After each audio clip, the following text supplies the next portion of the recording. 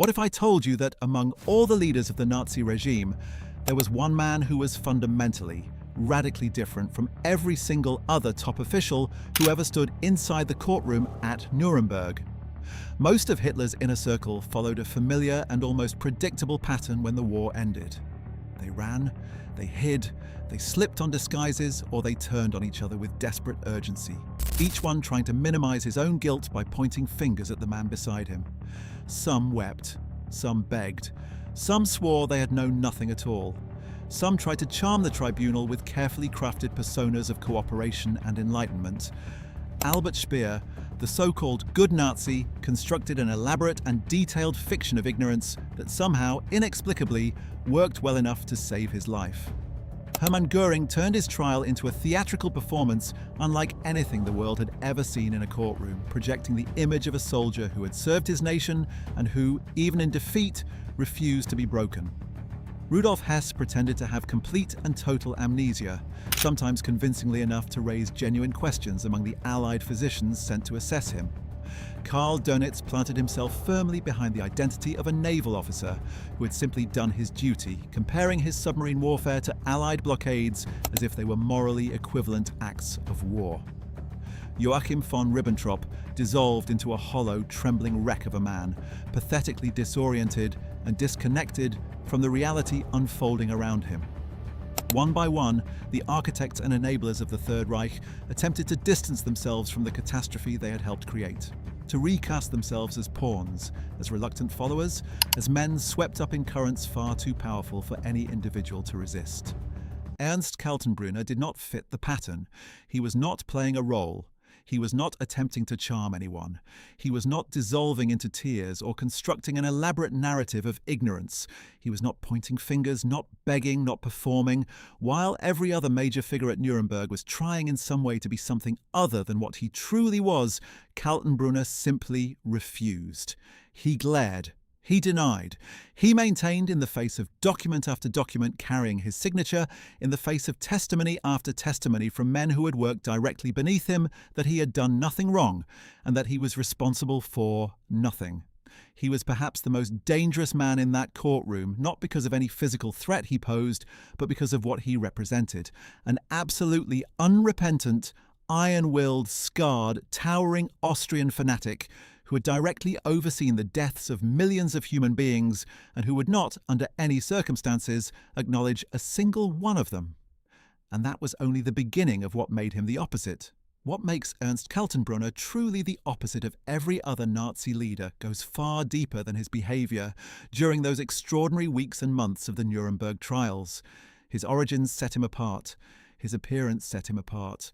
His rise to power set him apart.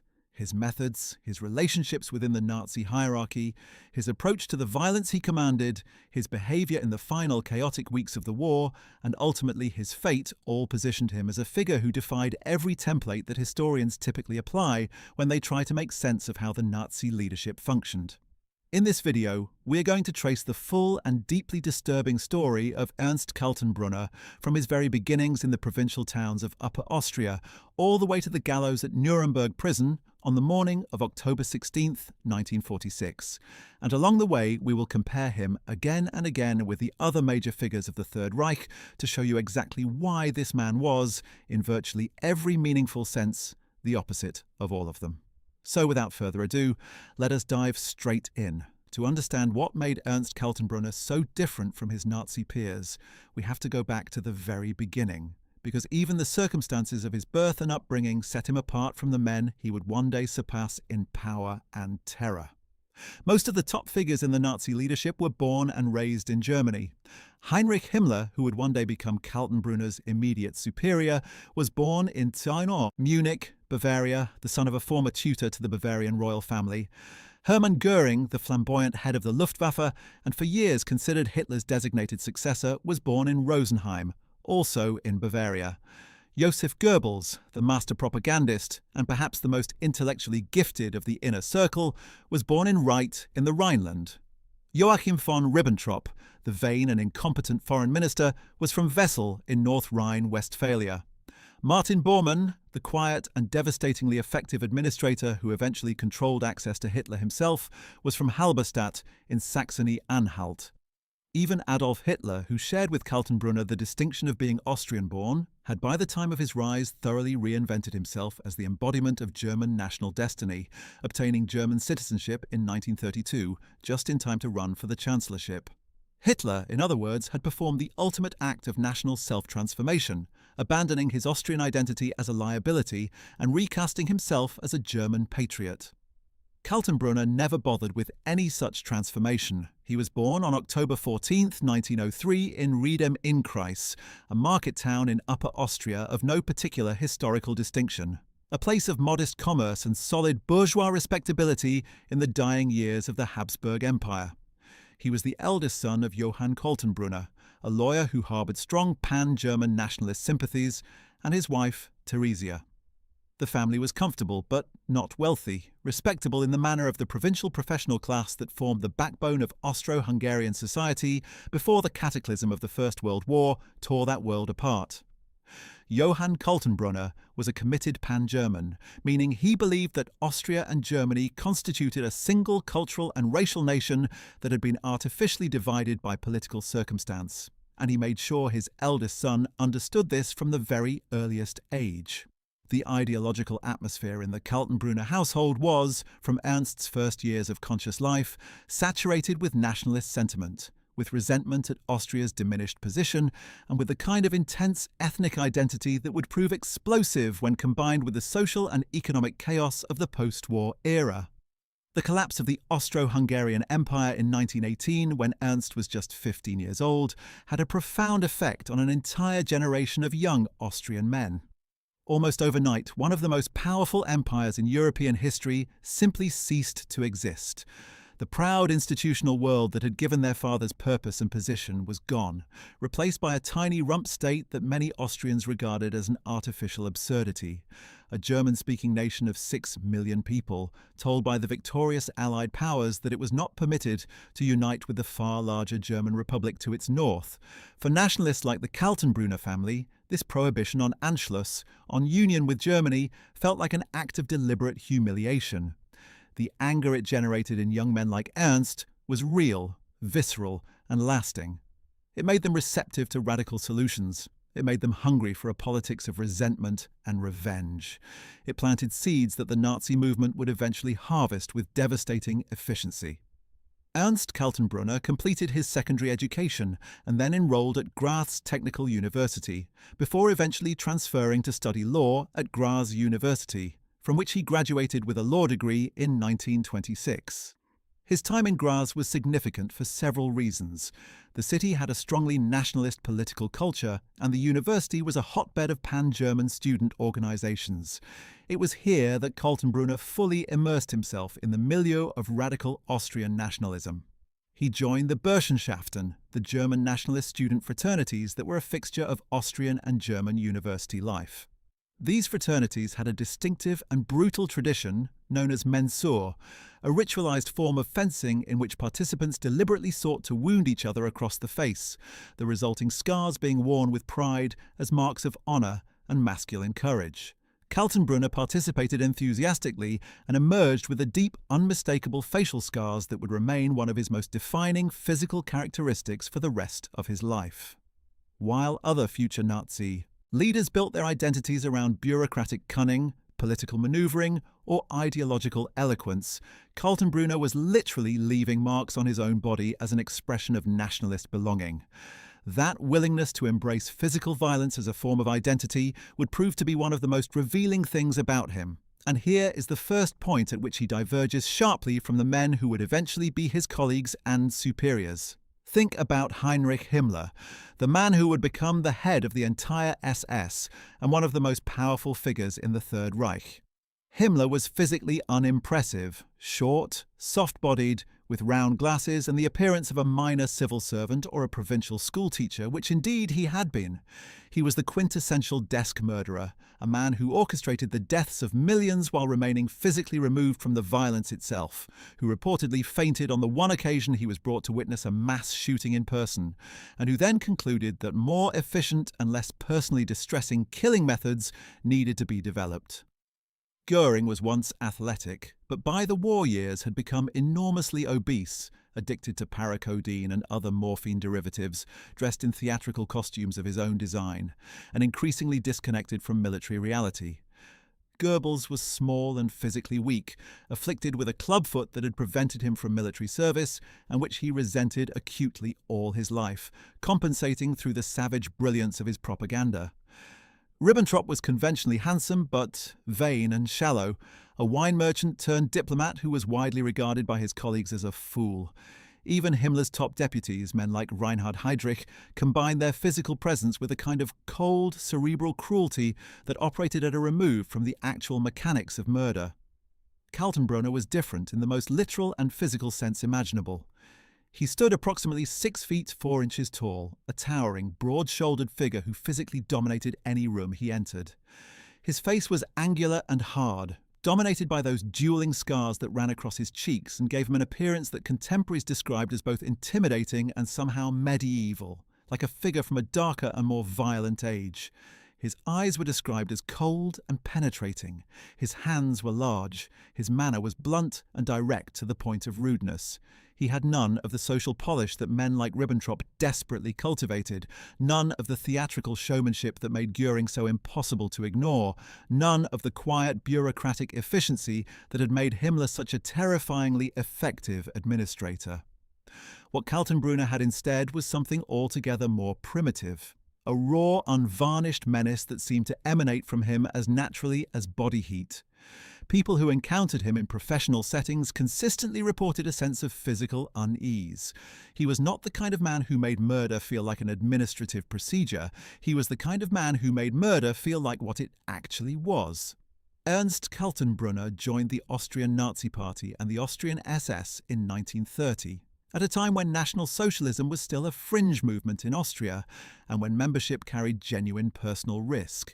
This is another point of fundamental contrast with many of the men who would eventually surround him in the Nazi hierarchy. Goering had been an early member of the Nazi Party in Germany, joining in 1922 and participating in the Munich Beer Hall Putsch of 1923, but Germany was where the movement was growing and gaining momentum. Himmler joined the party in 1923 at a time when it was still building toward respectability in Germany. Even in those early days, membership in the German Nazi Party, while certainly not without risk, did not carry the same kind of legal jeopardy as membership in the Austrian Nazi Party, which operated in a country with its own government and its own laws, and which moved at various points to suppress the movement entirely. In Austria, joining the Nazi Party required a genuine ideological commitment, or at least a genuine willingness to accept the consequences of that membership. Kaltenbrunner had both. He rose quickly within the Austrian SS structure, being appointed leader of SS Sector 8 in Austria in 1931. The following year, he married Theresia Pammer, a young woman from a similar provincial Austrian background with whom he would eventually have 3 children. But his growing involvement in Nazi activities was already creating serious legal problems. The Austrian government, under Chancellor Engelbert Dollfuss, moved aggressively against the Austrian Nazi Party and the SS in the early 1930s. In May 1934, Kaltenbrunner was arrested by Austrian authorities for plotting against the government. He was held briefly and then released, but the arrest was a signal of the dangers he was willing to accept in pursuit of his political goals. The following year, in 1935, he was arrested again, this time on charges of high treason, and was imprisoned for 6 months. This second arrest and imprisonment represented a genuine sacrifice of the kind that most of his future colleagues in the Nazi hierarchy had never been required to make. Himmler had never been to prison. Goering had fled to Sweden after the Beer Hall Putsch, but had never suffered imprisonment in any meaningful sense. Ribbentrop had never suffered any consequences for his political beliefs at all. This experience of genuine persecution, of being arrested and imprisoned for his beliefs, gave Kaltenbrunner something that most of the Nazi leadership conspicuously lacked: a sense of himself as a man who had suffered for the cause, who had proven his commitment not through eloquent speeches or bureaucratic efficiency, but through actual personal sacrifice. It hardened him. It confirmed and deepened his fanaticism. It made him, by the mid-1930s, one of the most committed and ideologically reliable figures in the Austrian SS. After his release from prison in 1935, he continued his underground activities, helping to coordinate the Austrian SS's clandestine operations, maintaining contact with the SS leadership in Germany, and working toward the goal of Anschluss with a tenacity that even the repeated interventions of the Austrian authorities could not suppress. The moment that changed everything for Kaltenbrunner, as it changed everything for Austria itself, came on March 11th and 12th, 1938, when the German army marched into Austria and the Anschluss was formally proclaimed. Almost overnight, the political landscape of Kaltenbrunner's world was transformed beyond recognition. The illegal underground organization to which he had devoted years of his life, for which he had been arrested and imprisoned, suddenly became the ruling party of his country. The men who had been his enemies in the Austrian government were now the ones facing arrest, and Ernst Kaltenbrunner, who had been one of the most active and senior figures in the Austrian SS, found himself being rapidly elevated to a position of enormous power. Within weeks of the Anschluss, he was appointed higher SS and police leader for the Danube region, known in German as Höhere SS und Polizeiführer Donau, one of the most powerful positions in the newly incorporated territory. By May 1938, he had also been appointed State Secretary for Security in Austria and then State Councillor, effectively becoming one of the most powerful officials in what was now known as the Ostmark. How did Kaltenbrunner exercise this sudden and enormous power? Not with the careful, measured approach of a bureaucrat finding his footing in a new role, not with the cautious legalism of a man uncertain of his authority. He exercised it with immediate and unambiguous brutality. Under his direct supervision, the SS and police apparatus in Austria moved swiftly against perceived enemies of the regime: Jews, political opponents, Roma, homosexuals, and anyone suspected of anti-Nazi sympathies. The concentration camp at Mauthausen, located near the town of the same name in Upper Austria, was established in August 1938 under circumstances that Kaltenbrunner helped to facilitate. Mauthausen would become one of the most brutal camps in the entire Nazi system, classified as Grade 3 by the SS, meaning it was reserved for the most intractable prisoners with virtually no prospect of release, and it would kill over 90,000 people before the war ended. From the very beginning of his time in power, Kaltenbrunner was not presiding over a bureaucracy that managed political risk. He was presiding over a system of organized murder, and he understood it as such. But even during this period of his administration in Austria, something notable distinguished Kaltenbrunner from the man who was theoretically his superior. In the SS hierarchy, Heinrich Himmler. The relationship between these two men was complicated almost from the start, and it points to another fundamental way in which Kaltenbrunner operated differently from his peers. Most of the senior SS officers maintained carefully deferential relationships with Himmler, treating the Reichsführer SS with the kind of formal, almost obsequious respect that Himmler's position demanded, and that Himmler clearly enjoyed receiving. Men like Reinhard Heydrich, despite being physically imposing and operationally brilliant, were meticulous in their outward deference to Himmler, even as they sometimes outmaneuvered him in practice. They understood the necessity of managing up, of keeping their superior comfortable and reassured. Kaltenbrunner was genuinely incapable of this kind of political performance. Himmler found him difficult and often irritating. The two men clashed repeatedly over administrative matters, over jurisdiction, over resources. Himmler complained privately about Kaltenbrunner's drinking, which was substantial and which Kaltenbrunner made no effort to conceal or moderate. There were tensions over how Austria was being administered. There were disagreements over matters of personnel and policy. Kaltenbrunner pushed back against Himmler in ways that other SS leaders would have recognized as politically suicidal, and that seemed to have no effect on Kaltenbrunner's career trajectory whatsoever, largely because Hitler himself came to value his blunt reliability. This is a pattern we will see repeated throughout Kaltenbrunner's career, an almost complete indifference to the political games that governed the lives and careers of virtually every other Nazi leader, combined with an unwillingness to perform the kind of human warmth or flexibility that might have made him more effective as a political operator. He was what he was, and he expected everyone to accept it. By the time the Second World War began in September 1939, Kaltenbrunner was firmly established as the dominant security and police figure in Austria, one of the most powerful men in the incorporated territory, even if he remained somewhat below the very top tier of the Nazi hierarchy.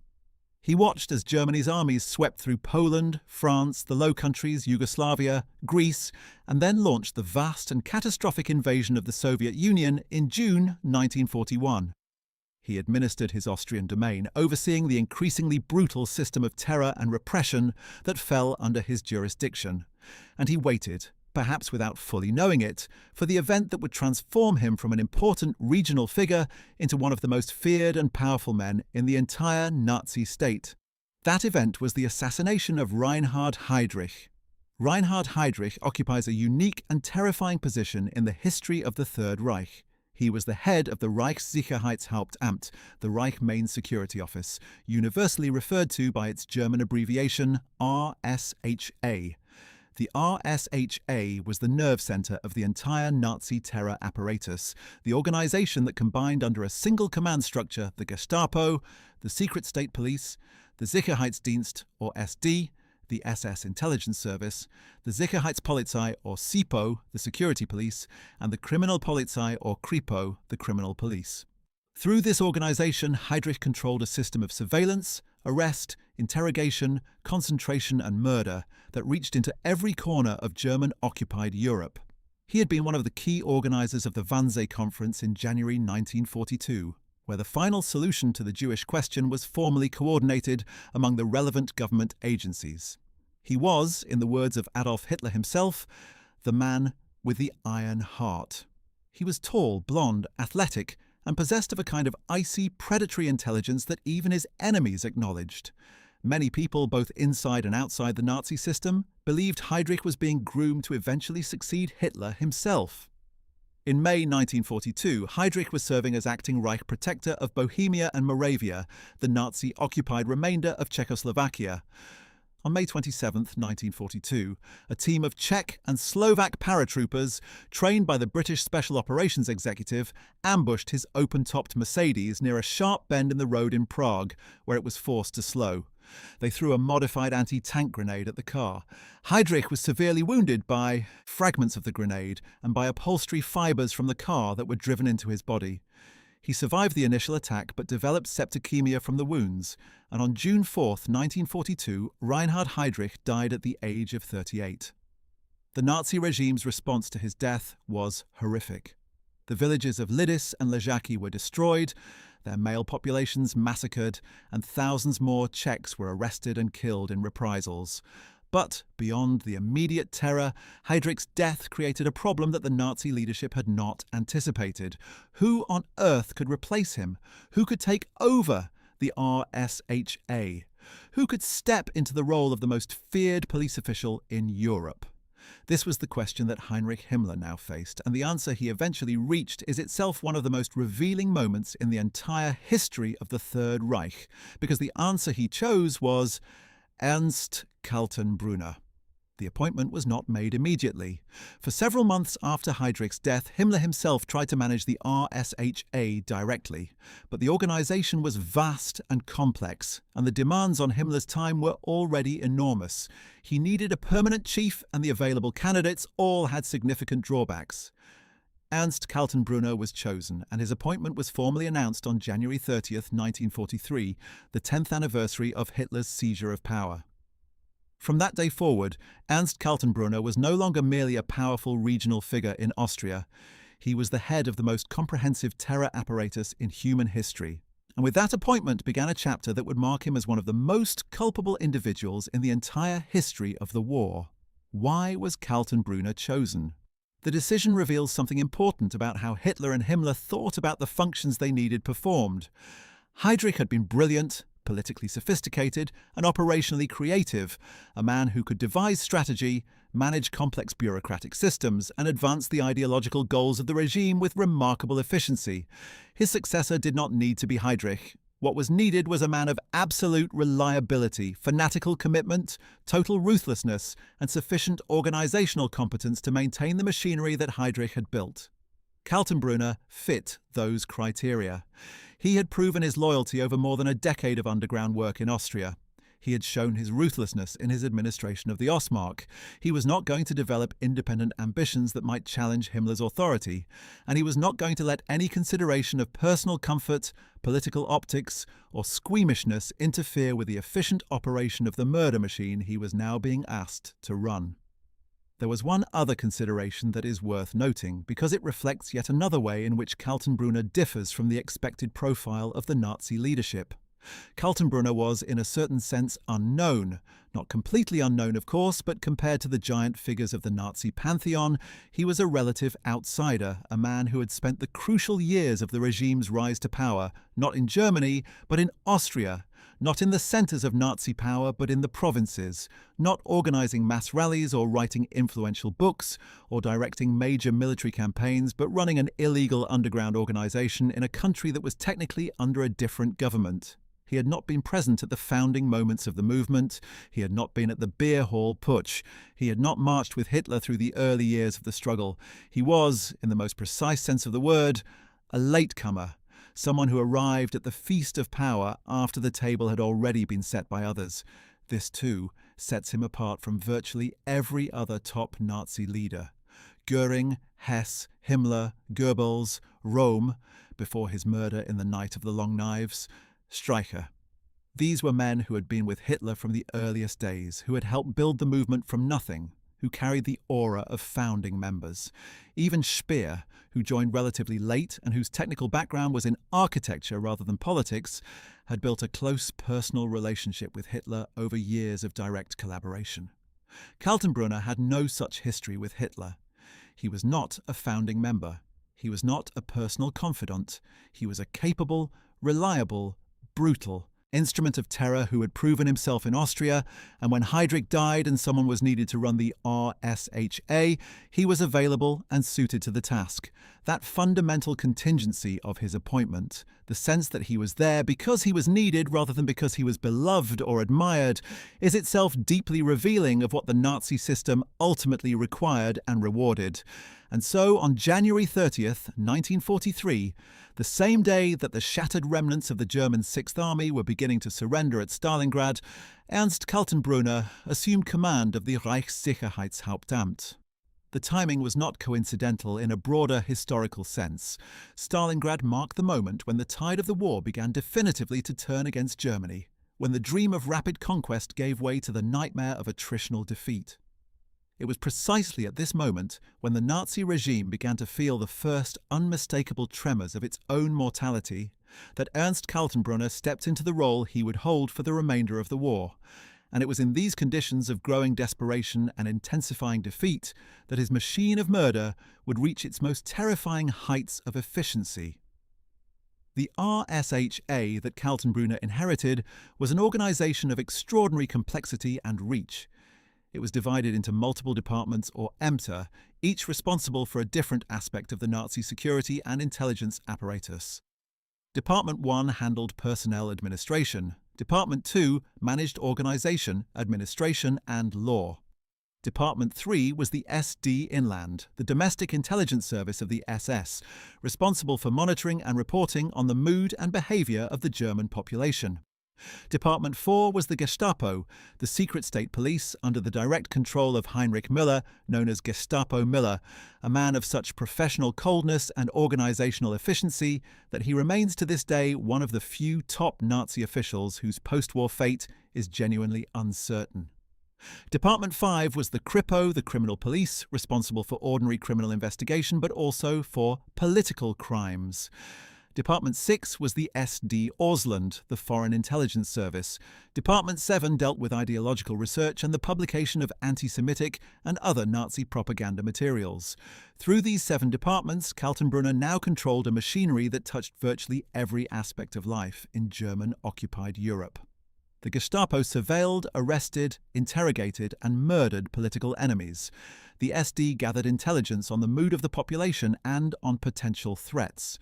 The concentration camps, while formerly under the authority of the SSWVHA, the Economic Administrative Main Office, were operationally linked to the RSHA through the Gestapo's prisoner management functions. The Einsatzgruppen, the mobile killing units that had followed the Wehrmacht into the Soviet Union and killed over 1.5 million Jews in mass shooting operations between 1941 and 1942, had been organized under the RSHA. The entire machinery of the final solution, from the logistics of deportation to the operation of the death camps in occupied Poland, was coordinated through the RSHA. And now Ernst Kaltenbrunner was in charge of all of it. What happened next in Kaltenbrunner's story and how he exercised this power is something we will explore in extraordinary detail in the next part of our story. But before we move on, let us pause to consider one more way in which his appointment and his background set him apart from the Nazi leaders he now nominally joined as a peer. Most of the top Nazis, even the most brutal among them, had public personas that they carefully managed. Goering was the flamboyant showman. Goebbels was the intellectual propagandist. Himmler was the meticulous administrator who spoke in the language of racial science and organizational efficiency. Even Heydrich, for all his terror, had a public image as a cultured man who played the violin and presented himself as a sophisticated thinker as well as an operational commander. These men were, in their different ways, performers. They understood that image mattered, that the Nazi state was as much a performance as a reality, and they played their roles accordingly. Kaltenbrunner was not a performer. He had no public persona to speak of, he gave no great speeches that anyone remembers. He wrote no books, he cultivated no artistic interests to soften or complicate his image. He was, in the most radical sense, simply what he appeared to be. A massive, scarred, cold-eyed man who ran a machine of terror with blunt efficiency and who had no interest in being understood as anything other than what he was. In a regime built on spectacle, on the careful management of image and impression, Ernst Kaltenbrunner was the one man at the very top who simply did not bother.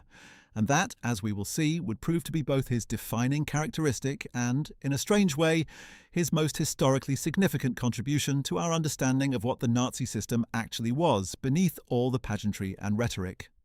When Ernst Kaltenbrunner settled into the office of the chief of the RSHA in January 1943, the organization he inherited was already operating at an extraordinary level of lethal efficiency. The Wannsee Conference, held just over a year earlier on January 20, 1942, had formalized the coordination of the final solution among the relevant government agencies. The death camps at Belzec, Sobibor, and Treblinka, established under Operation Reinhard and named after Heydrich following his assassination, were already killing hundreds of thousands of Jewish men, women, and children. Auschwitz-Birkenau, which would become the largest and most deadly of all the Nazi killing centres, was being expanded throughout 1942 and into 1943, with the explicit purpose of killing at industrial scale. The Einsatzgruppen had already murdered approximately 1.5 million Jews in the Soviet Union through mass shootings, a method that Himmler had determined to be too psychologically damaging to the men carrying out the killings, and that he wanted to supplement with more efficient and impersonal methods. The system, in other words, was already in full operation when Kaltenbrunner took command. What Kaltenbrunner would do was not invent it or design it, but rather maintain it, expand it, intensify it, and in crucial ways direct its operation during the years when it killed the most people.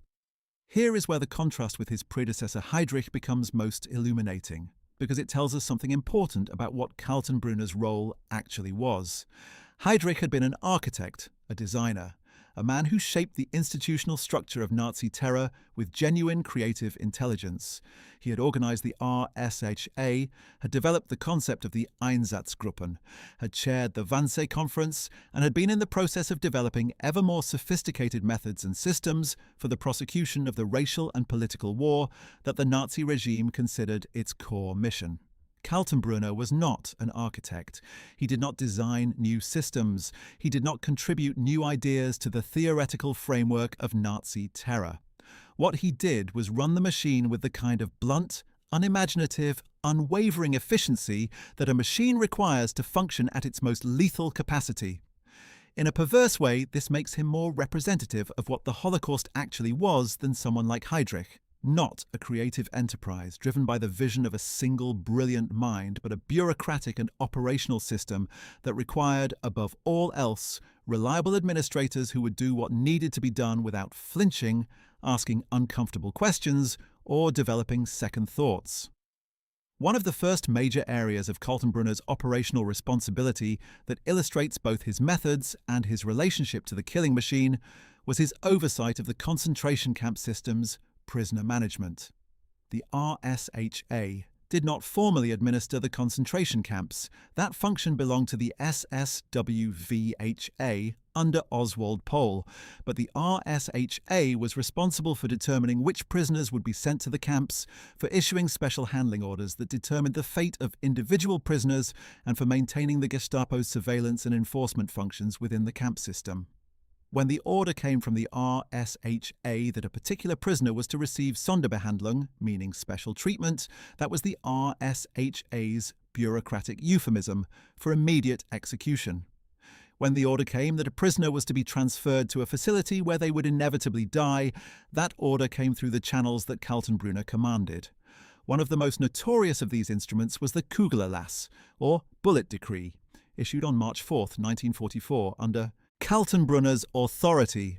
This decree established a procedure for dealing with escaped prisoners of war, specifically non-Soviet prisoners who had been recaptured after escape. Under existing conventions of international law, recaptured escaped prisoners of war were supposed to face only disciplinary punishment and then be returned to the camp from which they had escaped. The Kugelerlass circumvented this entirely. Under the decree, recaptured escaped prisoners who were officers or non-commissioned officers were to be handed over to the Gestapo rather than returned to military custody. Once in Gestapo hands, they were to be taken to Mauthausen concentration camp and executed, with the designation "return to camp" being used in official correspondence so that the true fate of the prisoners could be concealed. The first and most notorious application of this decree came in the aftermath of what became known as the Great Escape, the mass escape of Allied Air Force officers from Stalag Luft 3 in March 1944, an event later immortalized in film. Of the 76 men who escaped, 50 were recaptured and, on Hitler's direct order and with the implementation managed through the RSHA under Kaltenbrunner, executed by the Gestapo. Their deaths were a war crime of the clearest possible kind, a deliberate violation of the laws of war, carried out under Kaltenbrunner's direct authority, but the most massive and in some ways the most personally significant of the operations that Kaltenbrunner oversaw was the deportation and murder of the Jews of Hungary. This operation, which began in May 1944 and continued through early July of that year, represented one of the largest and most rapid mass murders in the entire history of the Holocaust. Hungary had been Germany's ally for most of the war, and as a result, Hungarian Jews, who numbered approximately 750,000 at the beginning of 1944, had been spared the fate that had overtaken Jewish communities in Poland, the Soviet Union, and most of the rest of occupied Europe. That protection ended on March 19, 1944, when German forces occupied Hungary, and the Hungarian government was replaced with one more compliant to Berlin's demands. The deportation of Hungarian Jews was organized primarily by Adolf Eichmann, the head of Department 4 B4 within the Gestapo, the subsection specifically responsible for the management of Jewish affairs and deportations. Eichmann operated under the direct authority of the RSHA and under Kaltenbrunner's command. The operation he directed in Hungary was a model of murderous efficiency. Working with Hungarian gendarmerie and using a combination of deception, bureaucratic coercion and brute force, the RSHA-directed apparatus rounded up Hungarian Jews by the hundreds of thousands and loaded them onto trains bound for Auschwitz-Birkenau. The pace was extraordinary. In the weeks between mid-May and early July 1944, approximately 437,000 Hungarian Jews were deported to Auschwitz. Of these, roughly 75%, over 300,000 people, were selected for immediate death upon arrival and killed in the gas chambers within hours of their arrival. The remaining 25% were selected for forced labor, many of whom subsequently died from exhaustion, disease, and starvation. Kaltenbrunner was directly involved in this operation. He received regular reports on its progress, he signed orders related to the deportations, he personally corresponded with Eichmann and with the Hungarian officials who were cooperating with the operation, and he was directly aware of what was happening to the people being deported because he had personally visited Auschwitz and other killing facilities, and had witnessed the operations firsthand. This is one of the most important and most damning facts about Kaltenbrunner. He was not a man who could claim ignorance of what was being done in the facilities under his authority. He had seen it with his own eyes. It is documented that Kaltenbrunner visited Mauthausen on at least one occasion and witnessed executions there personally. He also visited Auschwitz. Unlike Himmler, who had toured the camp in 1942 and whom witnesses described as visibly shaken by what he saw before, immediately ordering that the process be made more efficient so that the executioners would be less psychologically burdened, Kaltenbrunner apparently required no such psychological management. He observed the operations of the killing centres with a coldness that witnesses, consistently described as chilling even by the standards of the SS. He was interested in the operational efficiency of the process. He wanted to know how many people could be processed per day, what the bottlenecks were, what could be improved. He treated the mass murder of human beings with the same managerial interest that an industrial executive might bring to a tour of a factory floor. And this brings us to one of the most important and most painful comparisons we can make between Kaltenbrunner and his nominal peers. Think about Albert Speer, Hitler's personal architect and from 1942 onward the Reich Minister for Armaments and War Production. Speer's defense at Nuremberg and subsequently his central argument in his enormously influential memoirs was that he had not known about the Holocaust. He claimed ignorance of the systematic murder of European Jews. He presented himself as a technocrat, a man focused on production statistics and industrial output who had been shielded from the true nature of what the Nazi regime was doing to its victims. This defense was, to put it plainly, a lie, and historians have spent decades documenting its falseness. But it worked, in the sense that it saved Speer from the gallows. He was sentenced to 20 years in prison rather than death, and after his release in 1966, he spent the rest of his life cultivating his image as the repentant good Nazi who had been seduced by Hitler's personal charm and had turned away from his crimes in horror. Kaltenbrunner could not have constructed such a defense even if he had wanted to, and there is no evidence that he wanted to. He had visited the camps, he had ordered the deportations. His signature appeared on hundreds of documents authorizing murder, persecution, and the violation of every conceivable legal and human norm. There was nothing he could claim ignorance of because he had been personally present at and personally responsible for the things that Speer and so many others were claiming they had never known about. The contrast is absolute. Where Speer constructed a narrative of distance and ignorance, Kaltenbrunner had none to construct because his engagement with the machinery of murder had been direct, personal, and documented in excruciating detail. What about Hermann Göring? Göring's defense at Nuremberg was one of the most extraordinary performances of that extraordinary trial. He was the highest-ranking defendant, and he approached his role with what can only be described as relish. He challenged the prosecutors. He challenged the legal basis of the tribunal.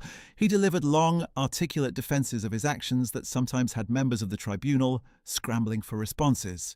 He portrayed himself as a patriot, a soldier, a statesman who had served his country and who, whatever the verdict of the court, would not beg and would not break. He was, in a perverse way, brilliant, and the prosecutors found him the most difficult of all the defendants to handle. Göring denied responsibility for many specific crimes, though he acknowledged the broad outlines of German policy and attempted to frame them in terms of wartime necessity and national defense. Kaltenbrunner's denials were of an entirely different and, paradoxically, more radical kind. Where Göring engaged with the evidence and tried to reframe it, Kaltenbrunner denied the evidence itself. Where Göring admitted to having known about some things while denying responsibility for others, Kaltenbrunner denied having known about virtually anything. He denied having given orders that his own signature authenticated. He denied having authority over departments that were formally subordinate to him. He denied knowledge of operations that witnesses placed him at in person. His denials were so comprehensive and so obviously contradicted by the documentary record that they had a surreal quality, as if he were operating in a different reality from everyone else in the courtroom. This was not the strategic denial of a man like Göring, carefully calibrated to save what could be saved while conceding what could not be held. This was something more absolute, more irrational, and in its way more terrifying. a man who had devoted his professional life to the systematic destruction of truth and who, even in defeat, seemed constitutionally incapable of accepting any reality that had not been shaped by his own will. Let us also consider the figure of Heinrich Himmler himself, because the relationship between Himmler and Kaltenbrunner illuminates both men in ways that are crucial to understanding what Kaltenbrunner represented. Himmler was in many ways the architect and supreme administrator of the entire SS system, including the RSHA that Kaltenbrunner headed. He was also, in the final analysis, a much more complex psychological figure than Kaltenbrunner.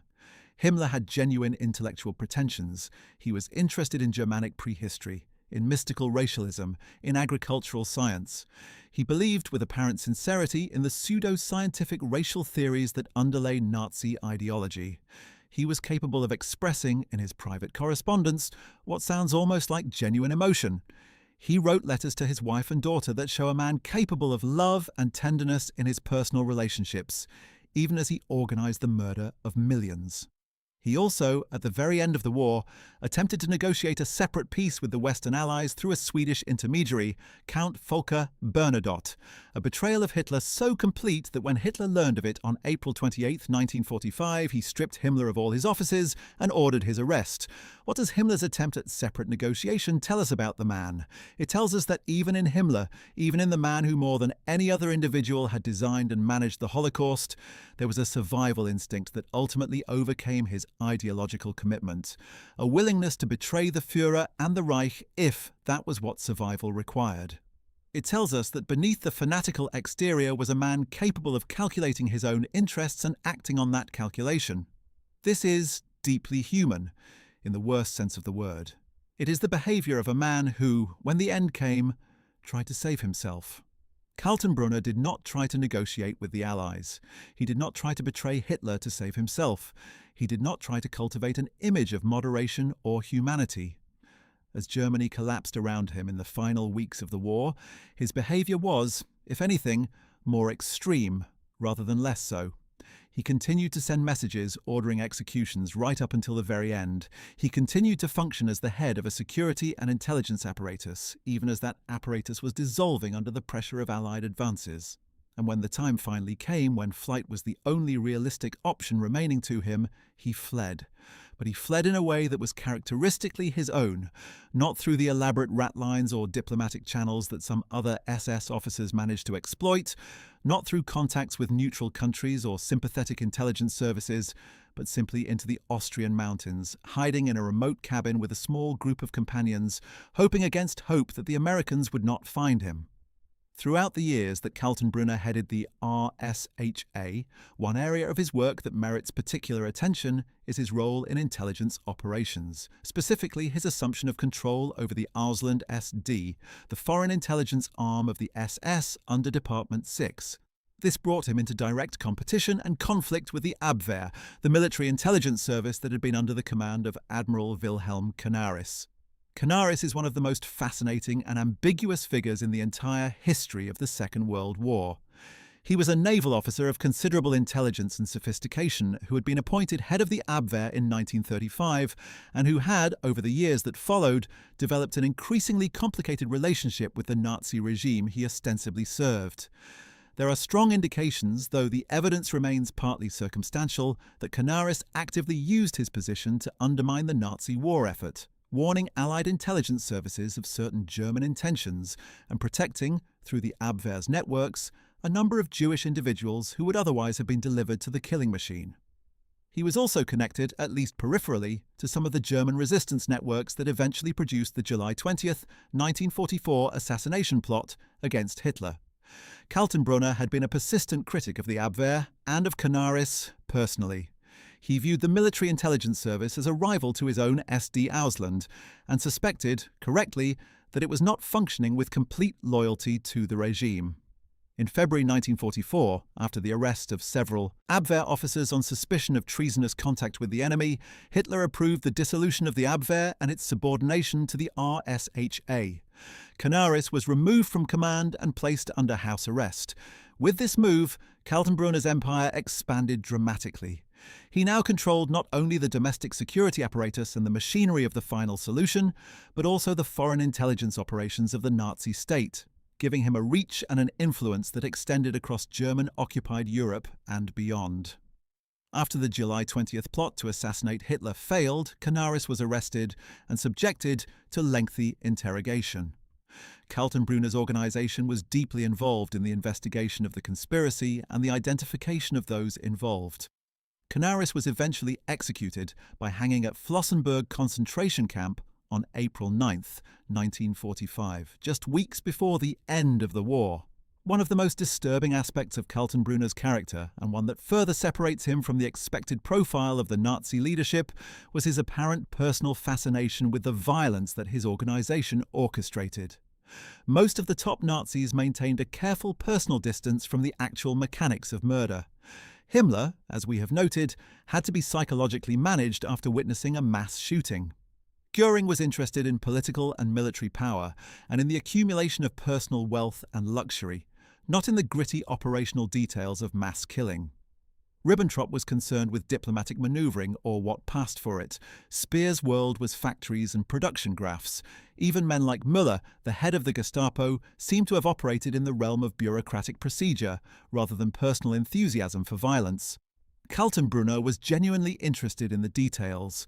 Witnesses at Nuremberg and in subsequent investigations described him as someone who wanted to know how the killing was done, who asked specific questions about the processes involved, who showed a particular interest in the methods used at individual facilities.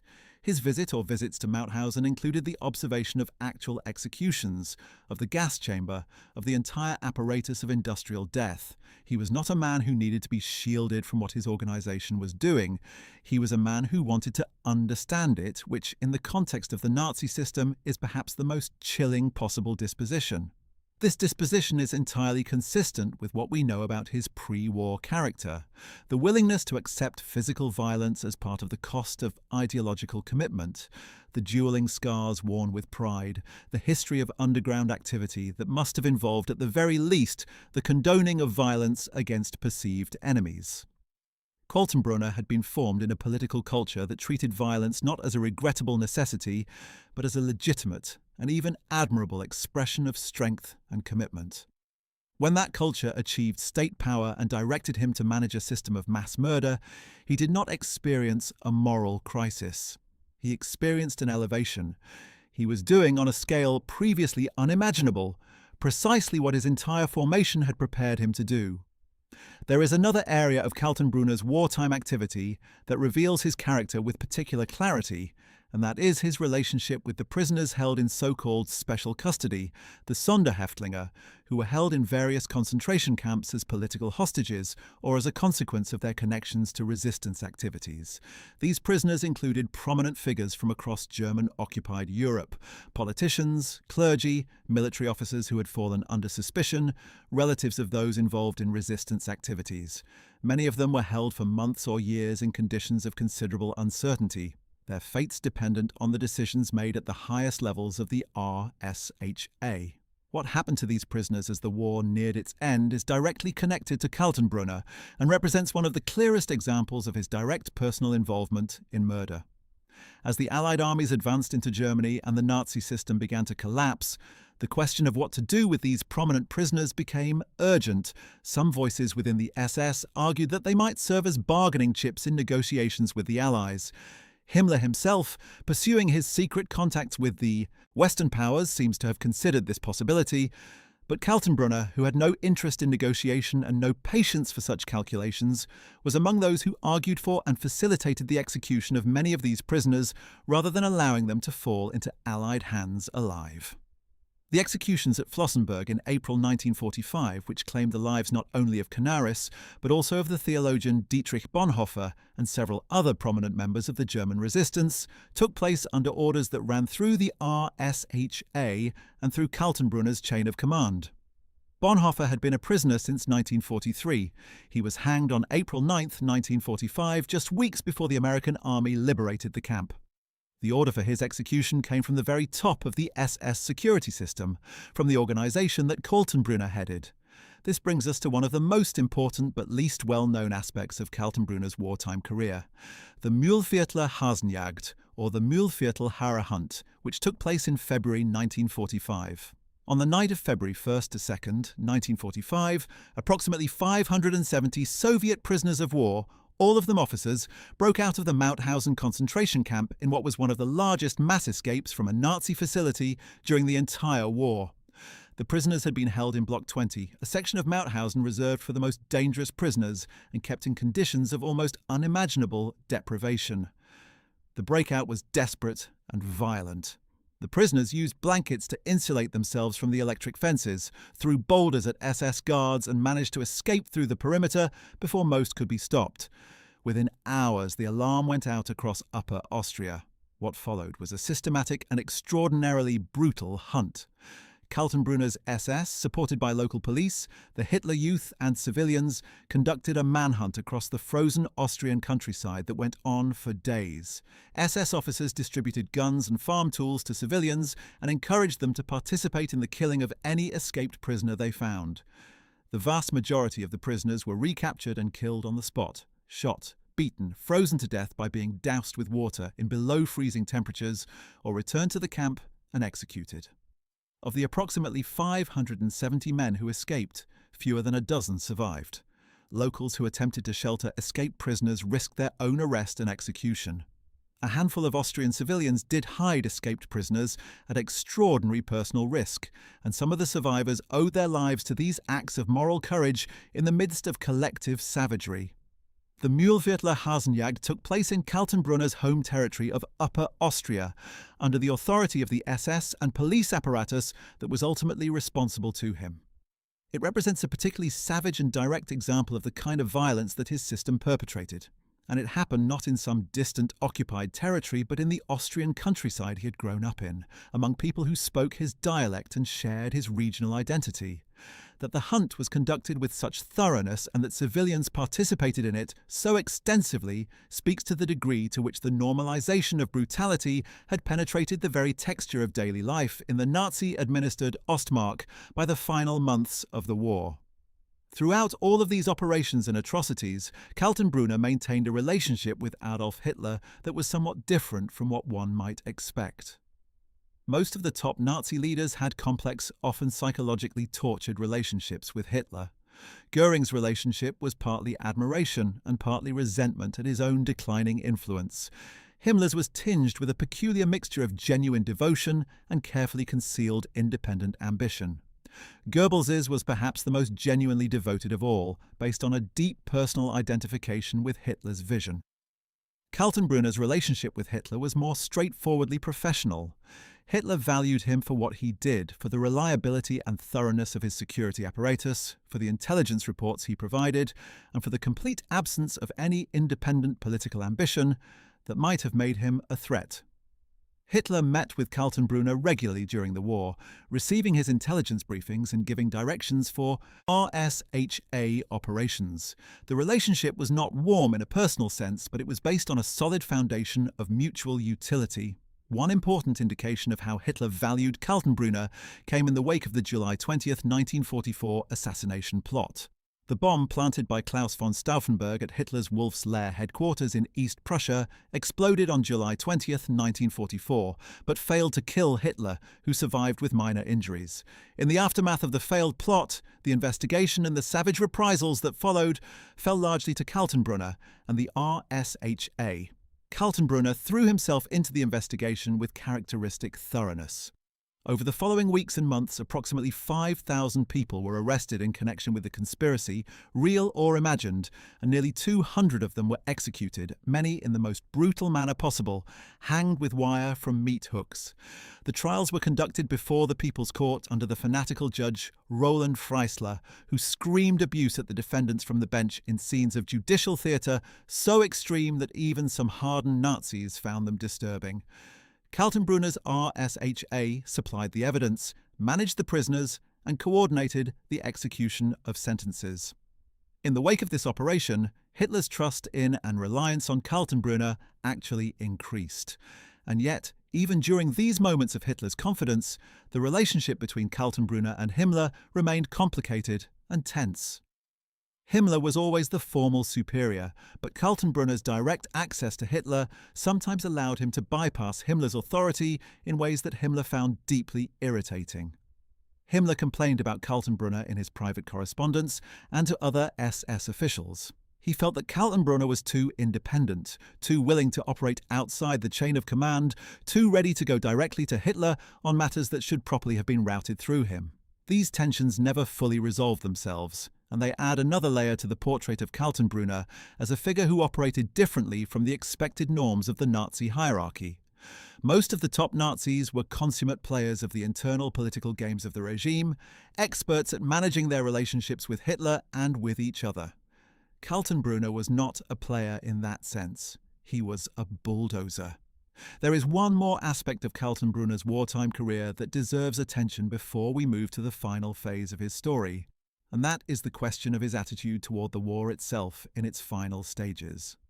By 1944, it was becoming increasingly obvious to most of the senior Nazi leadership that Germany was losing the war. The responses to this recognition varied enormously.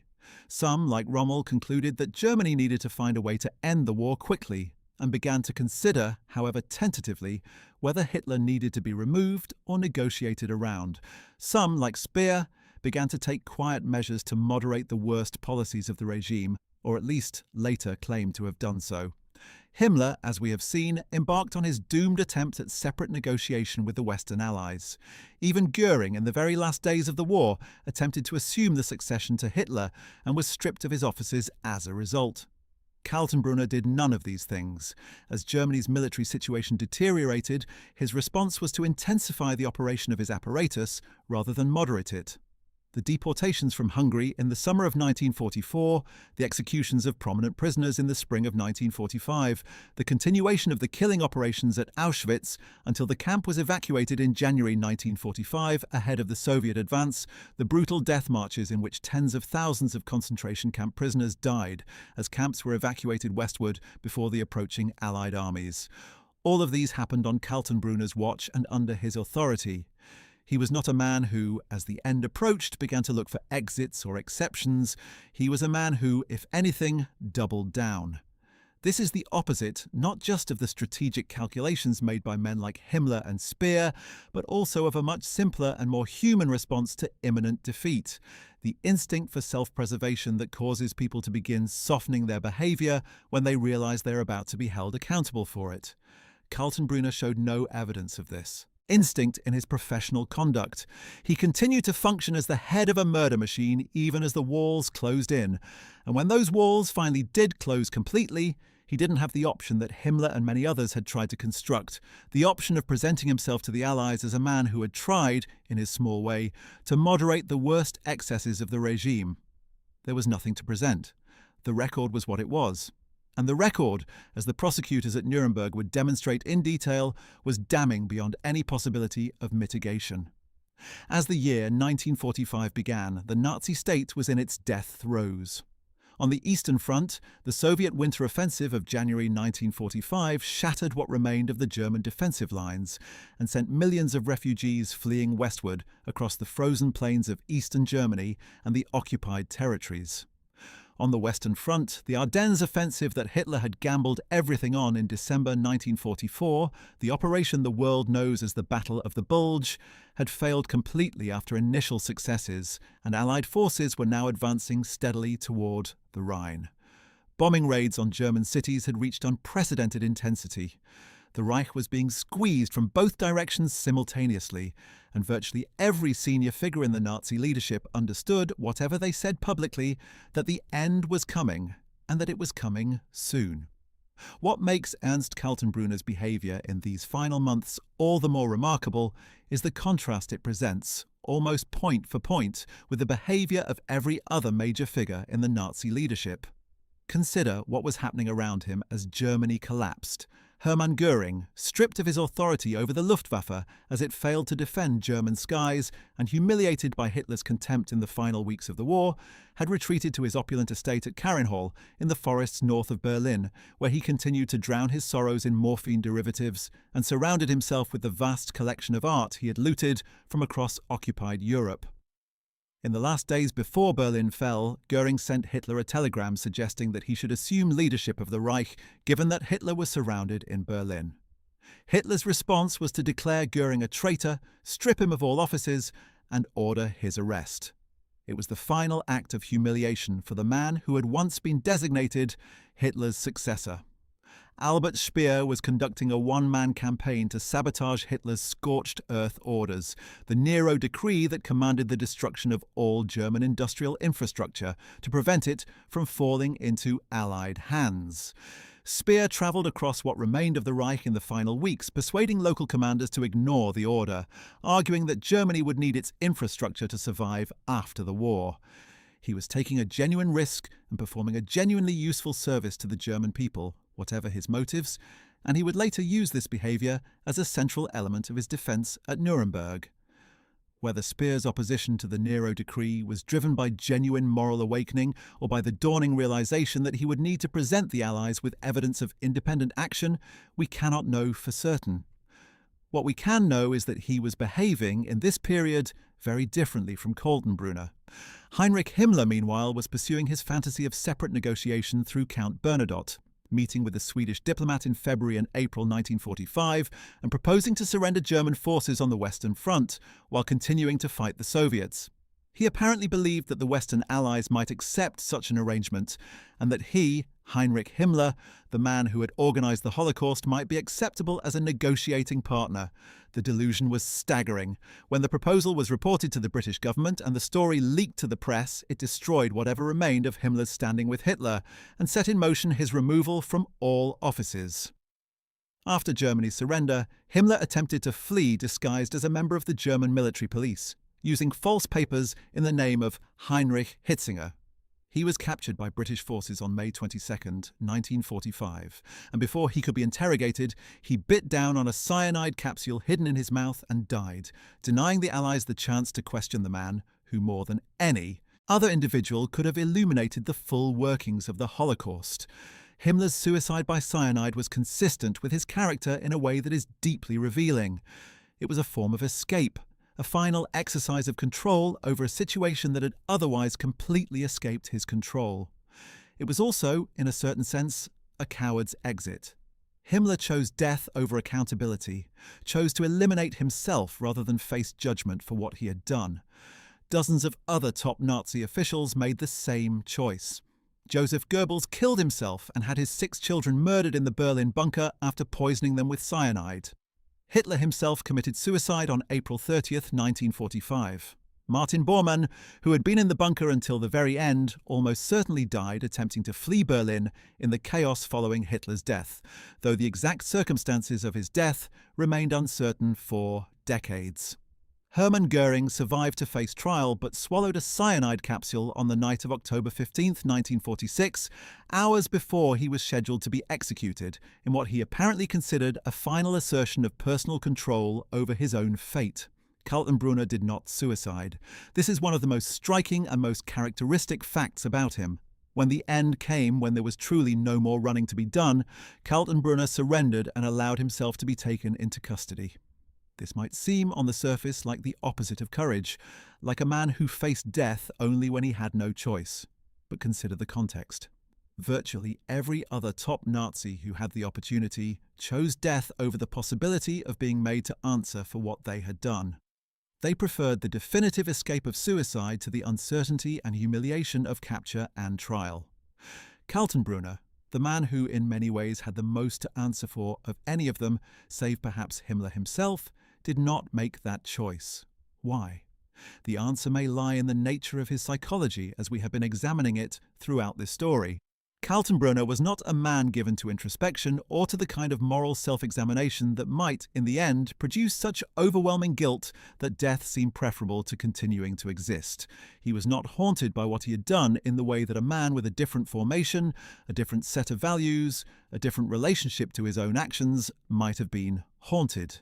He may simply have believed with a stubbornness that was entirely consistent with everything we know about him that he could survive trial, that he could maintain his denials, that the evidence, however overwhelming it appeared, was insufficient to break through the wall of denial he intended to construct.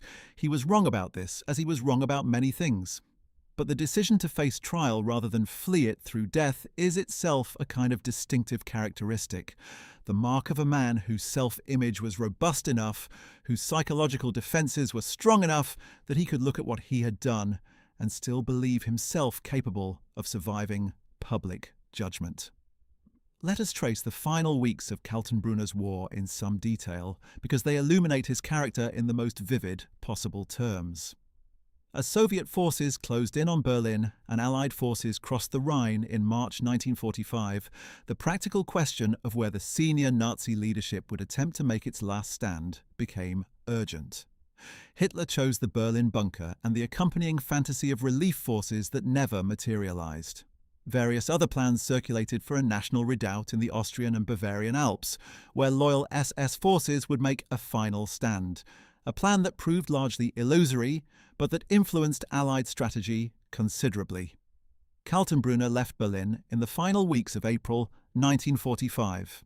He made his way south toward Austria, toward the Alps, toward the region where he had grown up, and where he still had connections and knowledge of the terrain. By early May 1945, with Germany's formal surrender imminent, Kaltenbrunner had established himself in the remote Alpine region around the Altaussee area in the Austrian Salzkammergut, one of the most beautiful and most isolated areas in the Austrian Alps. The area around Altaussee had already acquired a strange significance in the final weeks of the war. It was here that the Nazis had stored enormous quantities of looted artwork in salt mines, much of the vast collection that Göring and others had plundered from museums and private collections across occupied Europe. Kaltenbrunner was now hiding in this region in a mountain cabin on the Wildensee Alm in the company of a small group of staff and aides. He had adopted a false identity, presenting himself as Dr. Ernst Unterweger, a physician, in the hope that American forces would not recognize him. The disguise was thin. Kaltenbrunner was not a man who could easily be mistaken for someone else. His height, his facial scars, his physical presence, these were not characteristics that disappeared simply because a man changed his papers. On May 12, 1945, 4 days after Germany's formal surrender, an American military patrol searching the Alpine area in the vicinity of the Altaussee came upon the cabin where Kaltenbrunner was hiding. The patrol included members of the Counterintelligence Corps, the American military intelligence unit responsible for tracking down high-value Nazi fugitives, and they had received information suggesting that important SS officials might be in the area. The exact circumstances of his capture have been described in various accounts. Kaltenbrunner was found in the cabin. His false papers were unconvincing. His physical appearance made identification relatively straightforward once the Americans had established who they were looking for. He was placed under arrest without apparently any violent resistance. The man who had sent hundreds of thousands to their deaths, who had personally overseen the operations of the most lethal bureaucracy in human history, was taken prisoner quietly in a mountain cabin, his disguise stripped away, his flight at an end. He was transported to American custody and eventually to the Palace Hotel in Luxembourg, where other senior Nazi prisoners were being held, before being transferred to Nuremberg to await trial. The irony of his capture in the Austrian Alps in the landscape of his childhood cannot be overstated. Ernst Kaltenbrunner had grown up in the mountains and valleys of Upper Austria, had been shaped by the nationalist culture of that provincial world, had joined the underground Nazi movement in the early 1930s, at least partly because it represented a vision of a greater unified Germanic identity that would transcend the smallness and limitation of the Austrian provincial world he knew. And now, at the end of it all, he had retreated to exactly that provincial world, disguised as a local doctor, hiding in an alpine cabin, found by foreign soldiers, in a landscape that had once felt like the beginning of everything and had turned out to be merely the end. Before we turn to the Nuremberg trial itself, which represents the climax and in many ways the most revealing chapter of Kaltenbrunner's story, it is worth spending some time on the broader question of what the RSHA under his leadership had actually accomplished in terms of the sheer scale of the destruction it oversaw. This matters not only for historical accuracy, but because it is the context within which his trial and his denials have to be understood. The numbers are almost too large to comprehend, which is, of course, one of the ways in which the Holocaust resists human understanding. The scale is so immense that it tends to collapse into abstraction, and abstraction is precisely what the perpetrators relied on to insulate themselves psychologically from what they were doing. Under Kaltenbrunner's leadership of the RSHA from January 1943 to May 1945, the following is a partial accounting of what occurred. The deportation and murder of approximately 437,000 Hungarian Jews in the summer of 1944 took place under his direct administrative authority. The continued operation of the death camps at Auschwitz-Birkenau, Treblinka, Sobibor, Belzec, Chelmno and Majdanek through 1943 and into 1944 was coordinated through the RSHA system he headed. The enforcement of the Kommando Erlass, the Commando Order, which required the summary execution of Allied commando and special operations troops, regardless of whether they were in uniform or had surrendered, resulted in the murder of hundreds of Allied soldiers.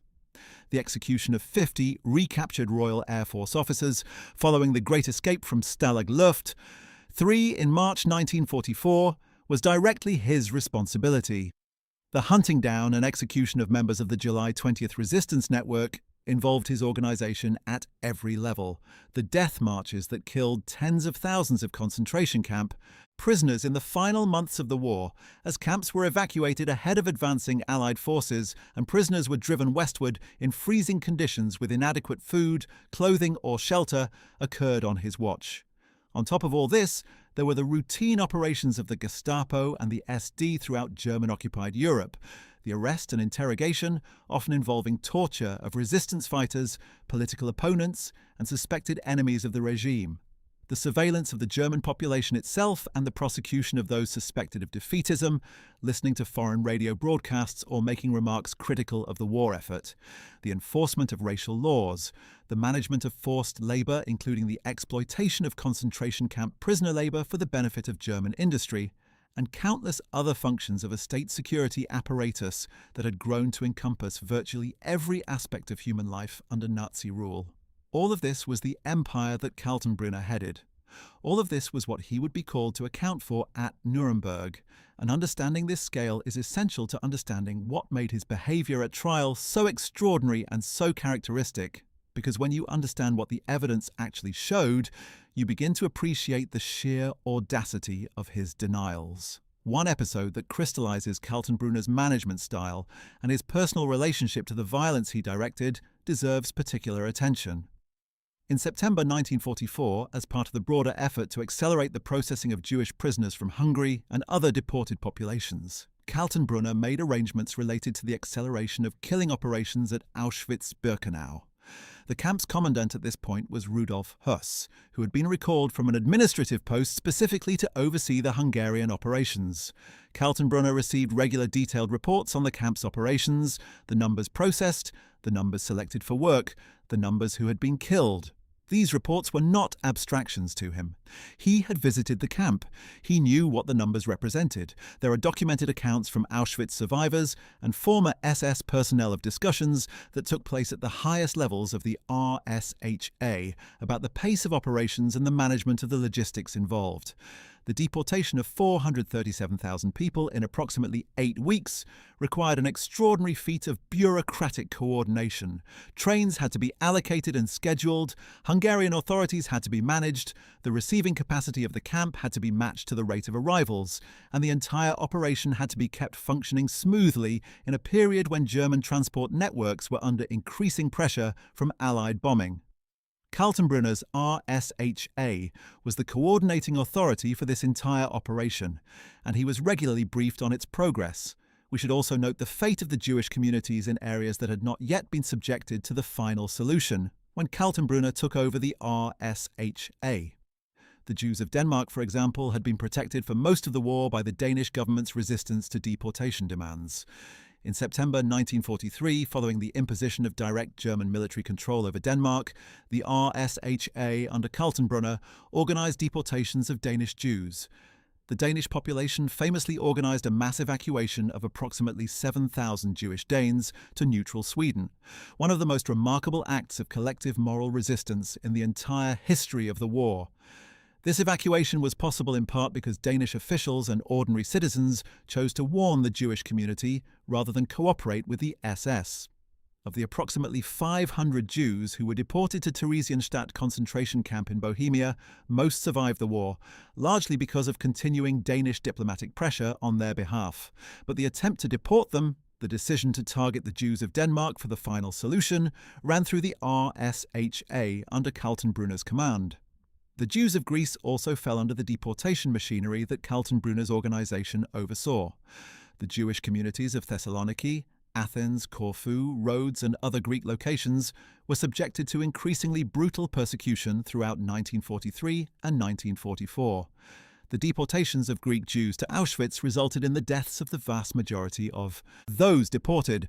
The ancient and culturally rich Sephardic Jewish community of Thessaloniki, which had existed in that city for over 4 centuries since the expulsion of Jews from Spain in 1492, was essentially annihilated.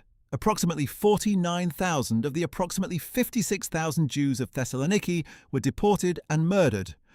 Rhodes and Kos, which were technically Italian territory rather than German-occupied Greece, were subjected to deportation operations in July 1944, following the Italian capitulation, with Eichmann's team working directly under RSHA authority to organize the transport of the Rhodian Jewish community to Auschwitz. We could continue through country after country, community after community, documenting the reach and the devastation of the machine that Kaltenbrunner headed. The point is not merely to catalogue atrocities, though the historical record demands that they be named. The point is to establish with absolute clarity the nature and the scale of what Kaltenbrunner was responsible for, because that context is the only framework within which we can properly understand what happened next. His arrival at Nuremberg, his behaviour before and during the trial, and the extraordinary, almost incomprehensible nature of his denials. Let us also, before turning to Nuremberg, spend a moment on the question of Kaltenbrunner's personal life during the war years, because it adds a dimension to his portrait that is both humanizing and, in its way, more disturbing than anything we have discussed about his professional conduct. While married to Theresia Pammer, with whom he had 3 children, Kaltenbrunner began a long relationship with a countess named Elisabeth Gräfin von Westarp, known as Gisela. By the war years, he and Theresia were effectively separated, and his relationship with Gisela had become his primary personal attachment. Gisela bore him 2 children, twins, in 1944. He apparently maintained genuine affection for these children and for Gisela, who would later attempt to visit him during his imprisonment in Nuremberg. What does this tell us about Kaltenbrunner? It tells us what we already know from the lives of virtually every perpetrator of mass murder in history. That the capacity for personal affection, for love of one's own children, for what presents in ordinary life as ordinary human feeling, is entirely compatible with the capacity to organise and direct the murder of millions of other people's children. The separation between the private person and the public monster is not merely a psychological curiosity. It is one of the central lessons of the Holocaust, and it is a lesson that Kaltenbrunner's life illustrates with particular clarity. He was a loving father to his own children and an administrator of the systematic murder of hundreds of thousands of other people's children. Both things were simultaneously true. Neither one cancels the other. Together, they constitute one of the most disturbing portraits in the entire history of the Nazi leadership. By the time the American soldiers found him in that Alpine cabin on May 12, 1945, Kaltenbrunner had been on the run for just over a week. He was 41 years old. He was in reasonably good physical health. He was brought into custody and eventually transported to the complex of facilities that the Allies had established for the processing and detention of high-value Nazi prisoners. In October 1945, he was formally indicted as one of the 24 major war criminals who would stand trial before the International Military Tribunal at Nuremberg. The trial, which opened on November 20, 1945, brought together in a single courtroom all the principal architects of Nazi Germany's crimes against humanity, at least those who had survived long enough to be tried. And there, in that courtroom, under the cold lights of post-war justice, Ernst Kaltenbrunner would finally be required to account for what he had done, or rather, as we shall see, to deny that he had done any of it. The Nuremberg trial itself was a remarkable and unprecedented event in the history of international law. For the first time, individuals were being held personally accountable before an international tribunal for crimes committed in the service of a state. The legal framework was new and in some respects improvised, drawing on existing laws of war and the laws governing criminal responsibility, but extending them into unprecedented territory by establishing the concept of crimes against humanity as a distinct legal category. The defense lawyers, who were German by nationality and mostly by training, mounted vigorous and sometimes genuinely impressive challenges to the legal framework of the trial, arguing that the crimes charged had not been defined as crimes in international law at the time they were committed, and that the tribunal was therefore engaging in retroactive punishment. The prosecution, led on the American side by Justice Robert Jackson, countered that the principles underlying the charges were well established in international law and morality, even if the specific legal framework was new. What is particularly striking in the context of our examination of Kaltenbrunner is how the different defendants responded to the framework of the trial and to the evidence arrayed against them. As we have noted, Göring was combative and intellectually engaged, fighting every step of the way and actually succeeding during the cross-examination phase in making some of the prosecutors look unprepared. Speer was cooperative, contrite, and strategically humble, acknowledging German responsibility in general terms while maintaining his specific claim of ignorance about the Holocaust. Keitel accepted personal responsibility for his role as Chief of Staff and the orders he had signed, breaking with the defense strategies of most of his co-defendants and acknowledging in the most direct terms that he had been complicit in criminal acts. Ribbentrop was simply broken, a hollow, confused man who seemed unable to mount any coherent defense at all. Hess, as we have noted, claimed amnesia, a strategy that actually won him a degree of credibility with the medical examiners, even as it infuriated his own defense counsel. And then there was Kaltenbrunner. Ernst Kaltenbrunner's approach to his defense was, characteristically, unlike anything anyone else in the courtroom was doing. He maintained from beginning to end, and against overwhelming evidence, that he was essentially not responsible for the actions of the RSHA during his tenure as its head. He claimed that he had been primarily an intelligence officer, not a police official, and that his responsibilities had been focused on foreign intelligence matters rather than on the domestic terror and extermination functions that consumed the majority of the RSHA's resources. He denied that he had signed orders for executions even when presented with documents bearing his signature. He denied knowledge of the gas chambers even though witnesses placed him personally in facilities where the chambers were operating. He denied responsibility for the deportations of Hungarian Jews, even though the operational chain of command ran directly through his office. He denied. The effect in the courtroom was remarkable. Even men who were themselves accused of serious crimes, even men who had their own substantial records of denial to maintain, seemed to regard Kaltenbrunner's position as extraordinary. The documentary evidence against him was, by any standard, overwhelming. His signature appeared on hundreds of orders authorizing murder, persecution, and the violation of the laws of war. Witnesses who had worked directly under his command testified to having received orders from him personally. Camp survivors testified to his presence at facilities where the killing was ongoing, and yet he sat in the dock, massive and impassive, with his scarred face and his cold eyes, and he maintained his denials with the same immovable stubbornness that had apparently characterized his entire professional life. Among the many instruments of terror that Kaltenbrunner administered throughout his time as head of the RSHA, one of the most chilling in its conceptual design was the enforcement of the Nacht- und Nebel-Erlass, or Night and Fog Decree, originally issued by Hitler and transmitted through the Wehrmacht in December 1941, but administered through the RSHA for its civilian victims. The decree, whose poetic and sinister name was drawn from a phrase in Richard Wagner's opera Das Rheingold, established a procedure for dealing with resistance fighters and suspected enemies of the regime in German-occupied Western Europe. Under existing law and military convention, individuals arrested in the occupied territories were supposed to be charged, tried, and, if convicted, imprisoned. Their families were supposed to be notified of their arrest and their location. Correspondence was supposed to be permitted under controlled conditions.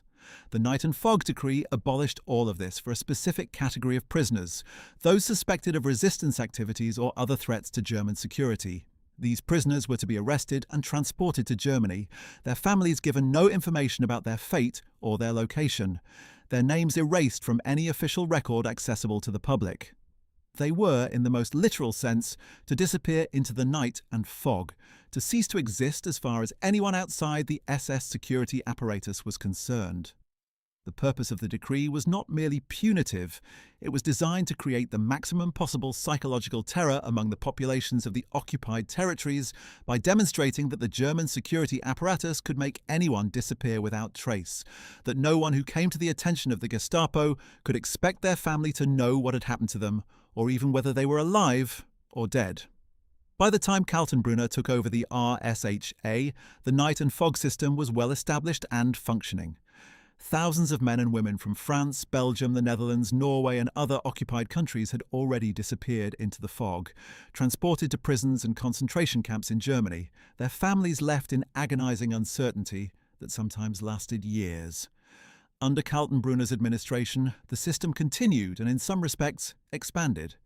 The deliberate cruelty of the uncertainty inflicted on families was entirely consistent with his approach to the administration of terror, not merely to kill or imprison, but to maximize the psychological impact of the regime's power on the populations it was trying to control and suppress.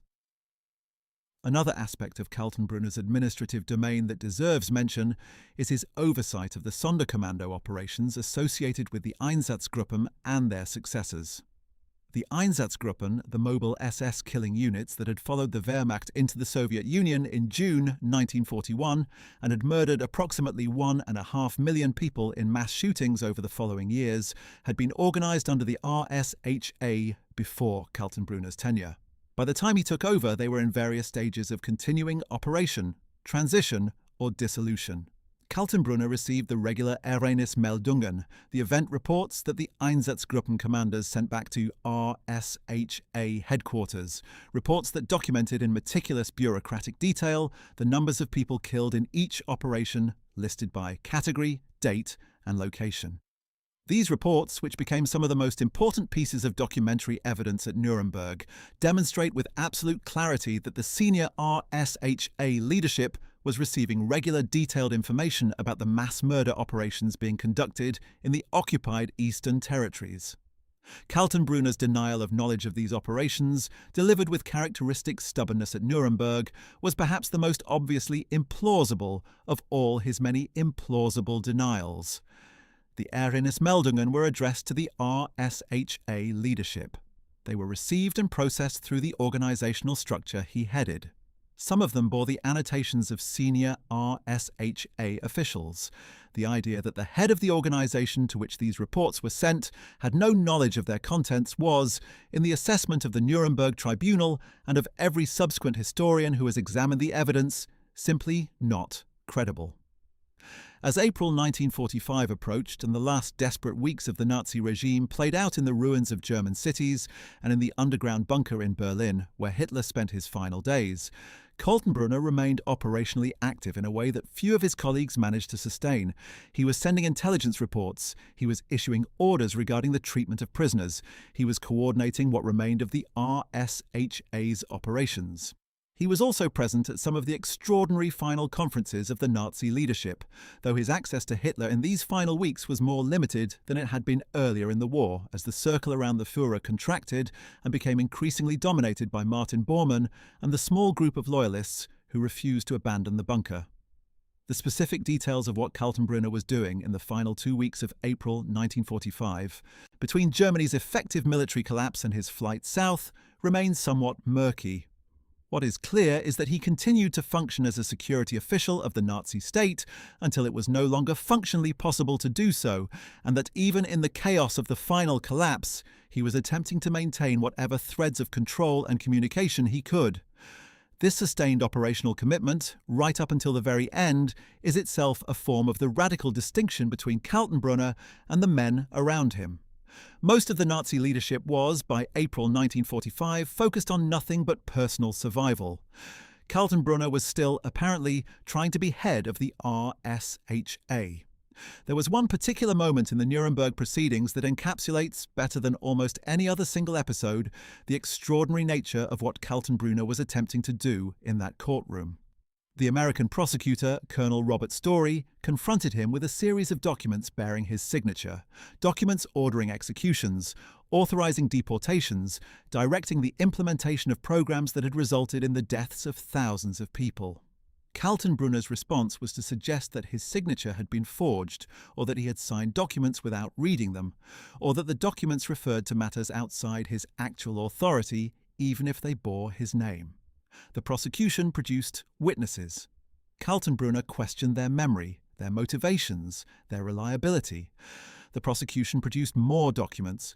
Kaltenbrunner questioned their provenance.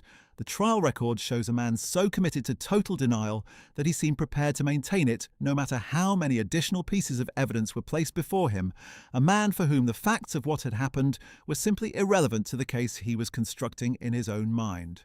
But something else happened at Nuremberg that is rarely discussed in the popular accounts of the trial, and it provides yet another illustration of how Kaltenbrunner differed from his co-defendants.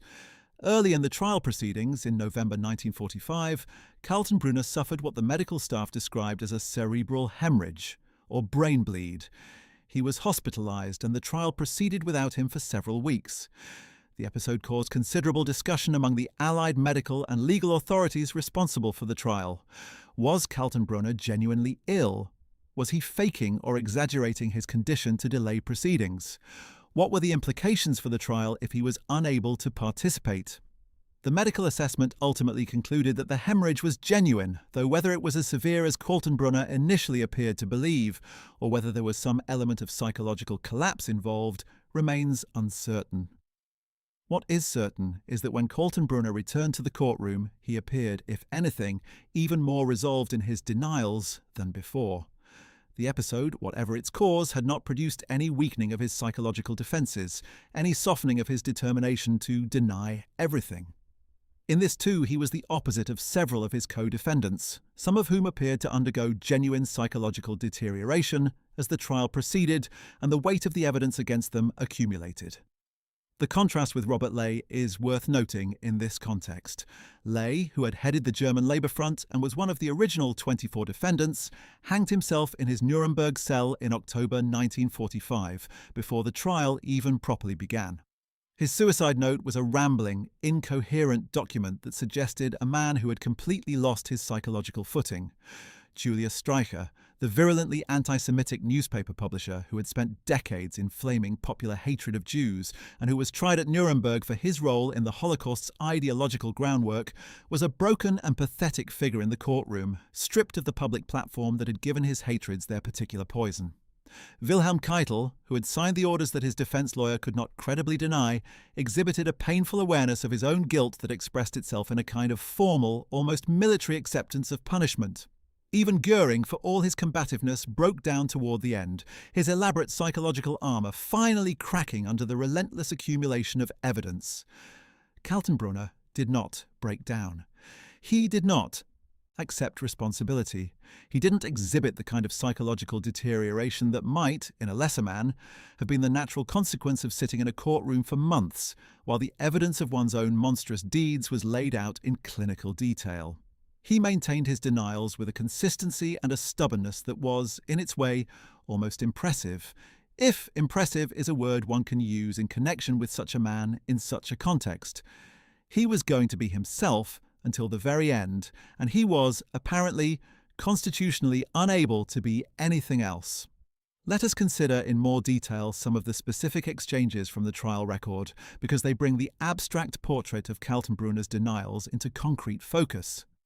When confronted with the evidence regarding the 50 Royal Air Force officers murdered following the Great Escape, Kaltenbrunner acknowledged that the Kugelerlass existed and that it bore his signature, but he argued that the implementation of that decree had not been his responsibility, that the Gestapo under Müller had actually carried out the executions, and that he, Kaltenbrunner, had not specifically ordered the murder of these particular men. This defense overlooked the obvious point that, as head of the RSHA, he was responsible for the actions of all departments under his command, including the Gestapo, and that the decree authorizing the killings had his name on it. The tribunal found this defense entirely unpersuasive. When confronted with evidence regarding the Hungarian deportations, Kaltenbrunner argued that the deportations had been organized by Eichmann and coordinated with the Hungarian authorities, and that his own role had been peripheral and administrative rather than decisive. He claimed that he had not been aware of the full scale of what was happening, that the decision to apply the final solution to Hungarian Jews had been made at levels above his own, and that his responsibility was correspondingly limited. This defense also failed to persuade the tribunal, not least because the documentary record showed clearly that Kaltenbrunner had received detailed reports on the progress of the deportations, had been actively involved in resolving logistical and diplomatic difficulties that arose in the course of the operation, and had in no way attempted to slow, limit, or modify the process once it was underway. The evidence regarding Mauthausen was particularly damning. Multiple witnesses testified that Kaltenbrunner had visited the camp on at least one occasion and had personally observed executions.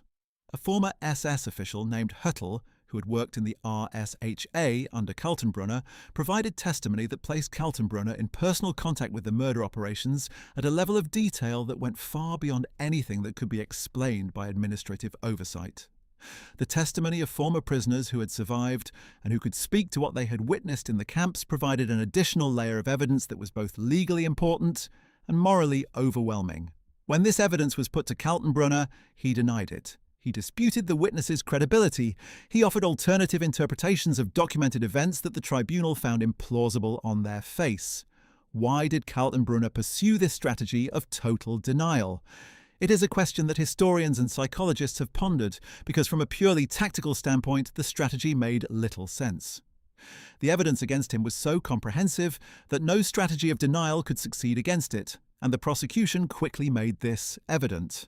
A more strategically rational defendant might have acknowledged some responsibility while attempting to minimize it, might have sought to portray himself as following orders rather than giving them, might have attempted to construct some narrative of limited personal culpability that could have been distinguished from the broader institutional responsibility of the RSHA as an organization.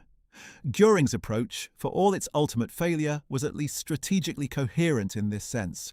He acknowledged what could not be denied and fought what he believed could be contested. Kaltenbrunner's total denial seems to have been driven by the same quality that had characterized him throughout his life: an absolute refusal to accept any reality that conflicted with his own self-image and his own will. He had always been, by every account, a man who operated from a position of immovable certainty. He had been certain in his nationalist convictions in the underground Austria of the 1930s. He had been certain in his administration of the Ostmark after the Anschluss. He had been certain in his management of the RSHA through the years of the final solution, and he was certain now in his own innocence, or rather in his own refusal to recognize what innocence and guilt meant in the context of what had been done. To acknowledge what the tribunal was asserting, that he had been personally responsible for the deaths of hundreds of thousands of people, would have required him to accept a moral framework that he had never inhabited. He simply was not capable of it, or perhaps more accurately, he simply chose not to be capable of it. The verdict, when it came on October 1st, 1946, was not a surprise. Ernst Kaltenbrunner was found guilty on 2 of the 4 counts on which he had been charged: war crimes and crimes against humanity. He was acquitted on counts 1 and 2, which related to the conspiracy to commit crimes against peace and the planning and waging of aggressive war, largely because the tribunal concluded that the evidence did not establish his personal involvement in the planning of the war itself, as distinct from his management of the RSHA during the war's conduct. But on the counts that related directly to what the RSHA had done under his command, the verdict was unambiguous. The judgment noted the extraordinary scope of his personal responsibility. Kaltenbrunner was the highest leader of the security forces in the Third Reich, after Himmler was appointed Minister of the Interior. He directed the Gestapo, the SD and other security forces in carrying out the functions referred to above. The Gestapo and SD were used extensively for the commission of war crimes and crimes against humanity. The sentence was death by hanging. Kaltenbrunner heard the verdict with what witnesses described as the same impassive expression he had maintained throughout the trial. He did not break down. He did not dissolve into tears or rage. He accepted the verdict, or rather he received it, in the manner of a man who has been told something he has decided in advance to regard as irrelevant to his own conception of himself. He was allowed to see his companion Gisela in the period following the verdict, and accounts suggest that this visit was emotionally significant to him. that whatever warmth he was capable of expressing emerged in the context of this relationship. He also made some comments to the prison psychologist Leon Goldensohn in the period between the verdict and his execution, comments that maintained his fundamental denials while acknowledging, in a kind of oblique way, that the outcome was what it was. The night of October 15th and 16th, 1946 was among the most extraordinary in the history of international justice. 11 of the Nuremberg defendants had been sentenced to death, and the executions were scheduled to begin in the early hours of October 16th. Hermann Göring cheated the gallows by swallowing a cyanide capsule that evening, which had apparently been smuggled to him through means that investigators later debated at length, but never fully resolved.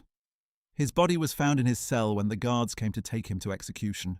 The remaining 10 condemned men, including Kaltenbrunner, were taken one by one to the gymnasium of Nuremberg prison, where a set of 3 gallows had been erected and were hanged. The order of execution on that morning of October 16, 1946, was determined by the International Tribunal.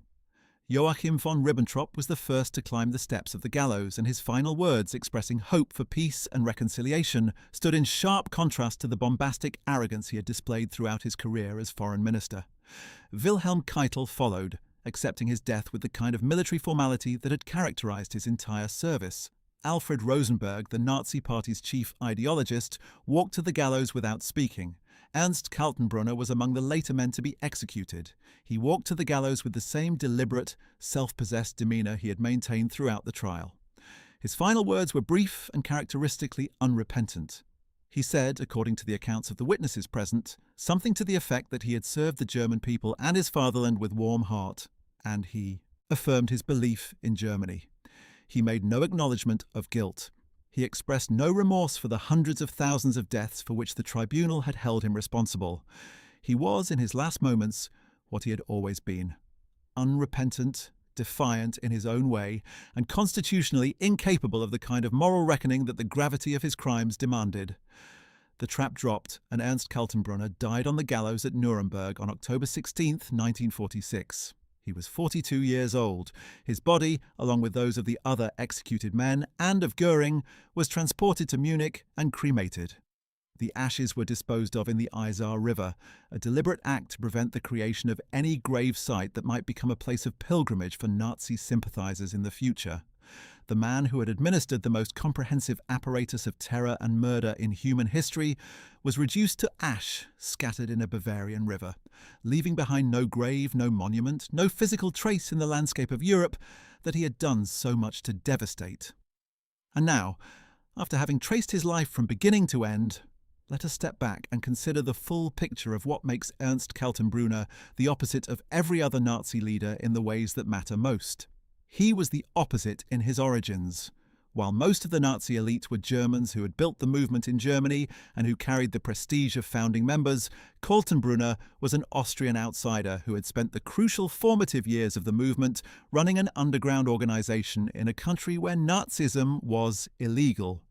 He had earned his position through genuine sacrifice and suffering for the cause, in a way that most of his colleagues had never been required to do. This gave him a different kind of fanaticism, harder and more personal, and a different kind of authority, more earned, if no less criminal. He was the opposite in his physical presence.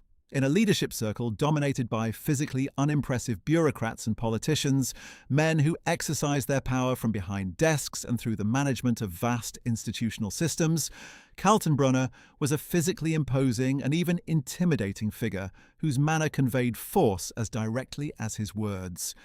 The dueling scars, the height, the bluntness of his manner, all of these made him a visible embodiment of the violence his organization administered, rather than the carefully managed institutional distance from that violence that most of his colleagues preferred to maintain. He was the opposite in his relationship to the violence he commanded. While men like Himmler needed to be psychologically managed after witnessing the operations they had ordered, while men like Speer claimed never to have known about those operations at all, Kaltenbrunner was a man who had looked at what was being done and had not flinched. He had visited the camps. He had witnessed executions. He had stood at the operational interface between the bureaucratic order and the physical reality of what that order produced, and he had not turned away. This does not make him more guilty than men like Himmler or Speer in any strictly legal sense. but it makes him more representative of the unvarnished truth of what the system was. Not a bureaucratic abstraction, not a series of memoranda and administrative procedures, but an organized campaign of killing conducted against human beings by other human beings. He was the opposite in his relationship to defeat and accountability. While virtually every other top Nazi responded to the collapse of the regime by attempting to flee, negotiate, claim ignorance, suicide, or in some other way escape accountability for what they had done, Kaltenbrunner simply refused to engage with the framework of accountability at all. He could not flee the facts because the facts were documented beyond any possibility of genuine dispute. He could not claim ignorance because the evidence of his personal knowledge was overwhelming. He could not suicide, as so many of his colleagues had done, because whatever was driving his decision-making in those final days, it was not the kind of guilt-driven despair that sends a man in search of a cyanide capsule. And he could not engage with the moral framework of the tribunal because, apparently, he genuinely did not inhabit a moral universe in which what he had done constituted wrongdoing. This last point is perhaps the most important and the most disturbing of all. Most of the Nazi leaders, even the most hardened among them, demonstrated at some point a recognition, however partial or distorted, that what they had done was something that the world at large regarded as requiring justification or explanation. Göring tried to justify it. Speer tried to explain it away. Himmler tried to present himself as a negotiating partner that the Allies might find useful. Even Hitler, in his bunker in the last days, produced a political testament that attempted to frame the entire catastrophe in terms of Jewish conspiracy and historical necessity. These were all attempts, however deluded, to engage with the question of justification, to acknowledge that the actions of the Nazi regime required some form of account. Kaltenbrunner at Nuremberg denied that the actions had occurred in the form that the evidence showed. He was not trying to justify the Holocaust. He was insisting that he had not been responsible for it. This is a fundamentally different psychological position. It requires either a complete dissociation from reality, an inability to process the documentary record that the prosecution was presenting, or a kind of supreme and immovable egoism that simply will not permit the external record to override the internal conviction of one's own righteousness. Neither alternative is comforting. Together, they constitute perhaps the most extreme example among all the Nuremberg defendants of what Hannah Arendt was beginning to theorize in those years as she observed the proceedings and developed the ideas that would eventually find their most famous expression in her analysis of the Eichmann trial. The idea that the most extreme evils may be committed not by monsters in the dramatic sense, but by men who have simply, completely and irrevocably substituted an ideological framework for the moral one, and who within that ideological framework experience themselves not as criminals, but as servants, administrators, patriots. It is worth noting, in conclusion, that the legacy of Ernst Kaltenbrunner is considerably more obscure than that of many of his colleagues, and that this obscurity is itself revealing. Göring remains a famous and in some quarters even somewhat glamorized figure, the fat, drug-addled, theatrically defiant Reichsmarshal whose story seems to demand retelling. Himmler remains one of the most studied figures of the Holocaust, his personality and psychology endlessly analysed by historians seeking to understand how a man who appeared so ordinary could have organised such extraordinary evil. Speer's self-constructed narrative of the reluctant technocrat and supposed good Nazi has generated an entire historiographical literature devoted to deconstructing it. Even relatively minor figures like Julius Streicher have received sustained historical attention because of the particular nature of their crimes and their visibility during the Nazi period. Kaltenbrunner, by contrast, is relatively unknown outside of specialist historical circles, and when he is discussed, it is usually in connection with the specific operations he oversaw, rather than as a figure of independent biographical interest. This obscurity is partly explained by his late arrival in the top tier of the Nazi leadership, partly by his lack of the theatrical qualities that make for compelling retrospective portrait, but it is also perhaps explained by the nature of his particular form of evil. Kaltenbrunner does not offer the psychological complexity that makes Himmler so terrifyingly interesting to historians. He does not offer the narrative of seduction and betrayal that makes Speer's story so morally instructive. He does not offer the grotesque charm of Göring or the intellectual ferocity of Goebbels. he offers something simpler, colder, and in a certain way more honest, the portrait of a man who believed in violence as an instrument of political power, who was given the most comprehensive violent apparatus in human history to manage, and who managed it with a blunt, unimaginative, thoroughgoing efficiency that admitted of no reflection, no doubt, and no remorse. If we are looking in the history of the Third Reich for examples of what the Nazi system fundamentally required and fundamentally produced, we might be tempted to focus on the brilliant organizers like Heydrich, the fanatical ideologues like Himmler, or the calculating survivors like Speer. But Kaltenbrunner, precisely in his ordinariness of method and his extremity of commitment, may offer the most truthful single portrait of what the system was and what it demanded of those who served it. He was the opposite of every other Nazi leader in the ways we have traced throughout this story. And in being that opposite, in refusing the performances of humanity and regret that even the worst of his colleagues eventually produced, he showed us what the system looked like without any performance at all. In the end, the question that Ernst Kaltenbrunner's life poses most urgently is not really about him as an individual.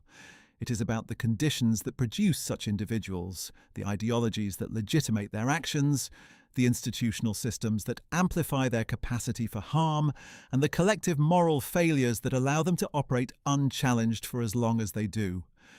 The Nazi system could not have functioned without men like Kaltenbrunner, men willing to administer the machinery of mass murder without flinching, without doubting, without performing the psychological gymnastics that allowed more complicated personalities to both participate in and distance themselves from the horror.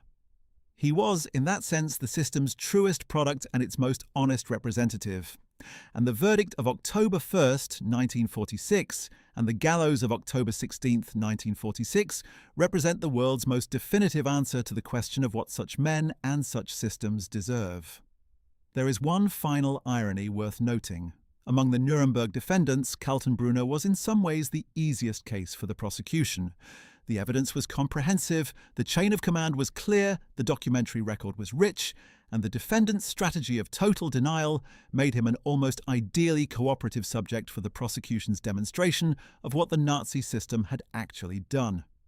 In prosecuting Kaltenbrunner, the Allied legal teams were able to document in exceptional and exhaustive detail the full range of the RSHA's operations, the Gestapo, the SD, the deportations, the death camps, the Einsatzgruppen, the executions of POWs, the murder of resistance fighters and hostages, and the countless other functions of a state security apparatus that had made itself the most comprehensive instrument of political violence in history. Kaltenbrunner's denials, by forcing the prosecution to prove each specific allegation rather than accepting any of them, actually resulted in a more detailed and comprehensive evidentiary record than might otherwise have been assembled. In refusing to acknowledge anything, he inadvertently made possible the most thorough possible documentation of everything. That documentation, preserved in the archives of the Nuremberg tribunal and in the subsequent scholarly literature that has drawn on it, stands today as one of the most important records we have of what the Nazi system actually did and how it actually worked. Ernst Kaltenbrunner, who devoted his entire professional life to the suppression of truth, who ran an organization whose functions included the persecution and murder of those who told uncomfortable truths about the regime, died without acknowledging a single one of the crimes documented in that record. But the record exists, regardless of his denials. It will continue to exist, and as long as it exists, the men and women and children whose lives were extinguished by the machine he commanded will not be entirely forgotten, which is perhaps the most important and the most necessary form of justice that history can offer. Ernst Kaltenbrunner was born in Ried-im-Innkreis, Austria, on October 14, 1903. He died on the gallows in Nuremberg, Germany, on October 16, 1946. He was 42 years old. He was the highest-ranking SS officer to be tried and executed at Nuremberg following Heinrich Himmler's suicide in May 1945. He headed the RSHA for approximately 2 years and 3 months. In that time, the machinery under his command killed hundreds of thousands of people through deportations to death camps, enforced executions, the administration of concentration camps, and the operations of mobile killing units. He acknowledged none of it. He remains one of the most significant and one of the most under-examined figures in the history of the Third Reich. And in the ways we have traced throughout this story, from his origins to his appointment, to his methods, to his behaviour at trial, to his final moments on the gallows, he was, in virtually every meaningful sense, the opposite of every other Nazi leader.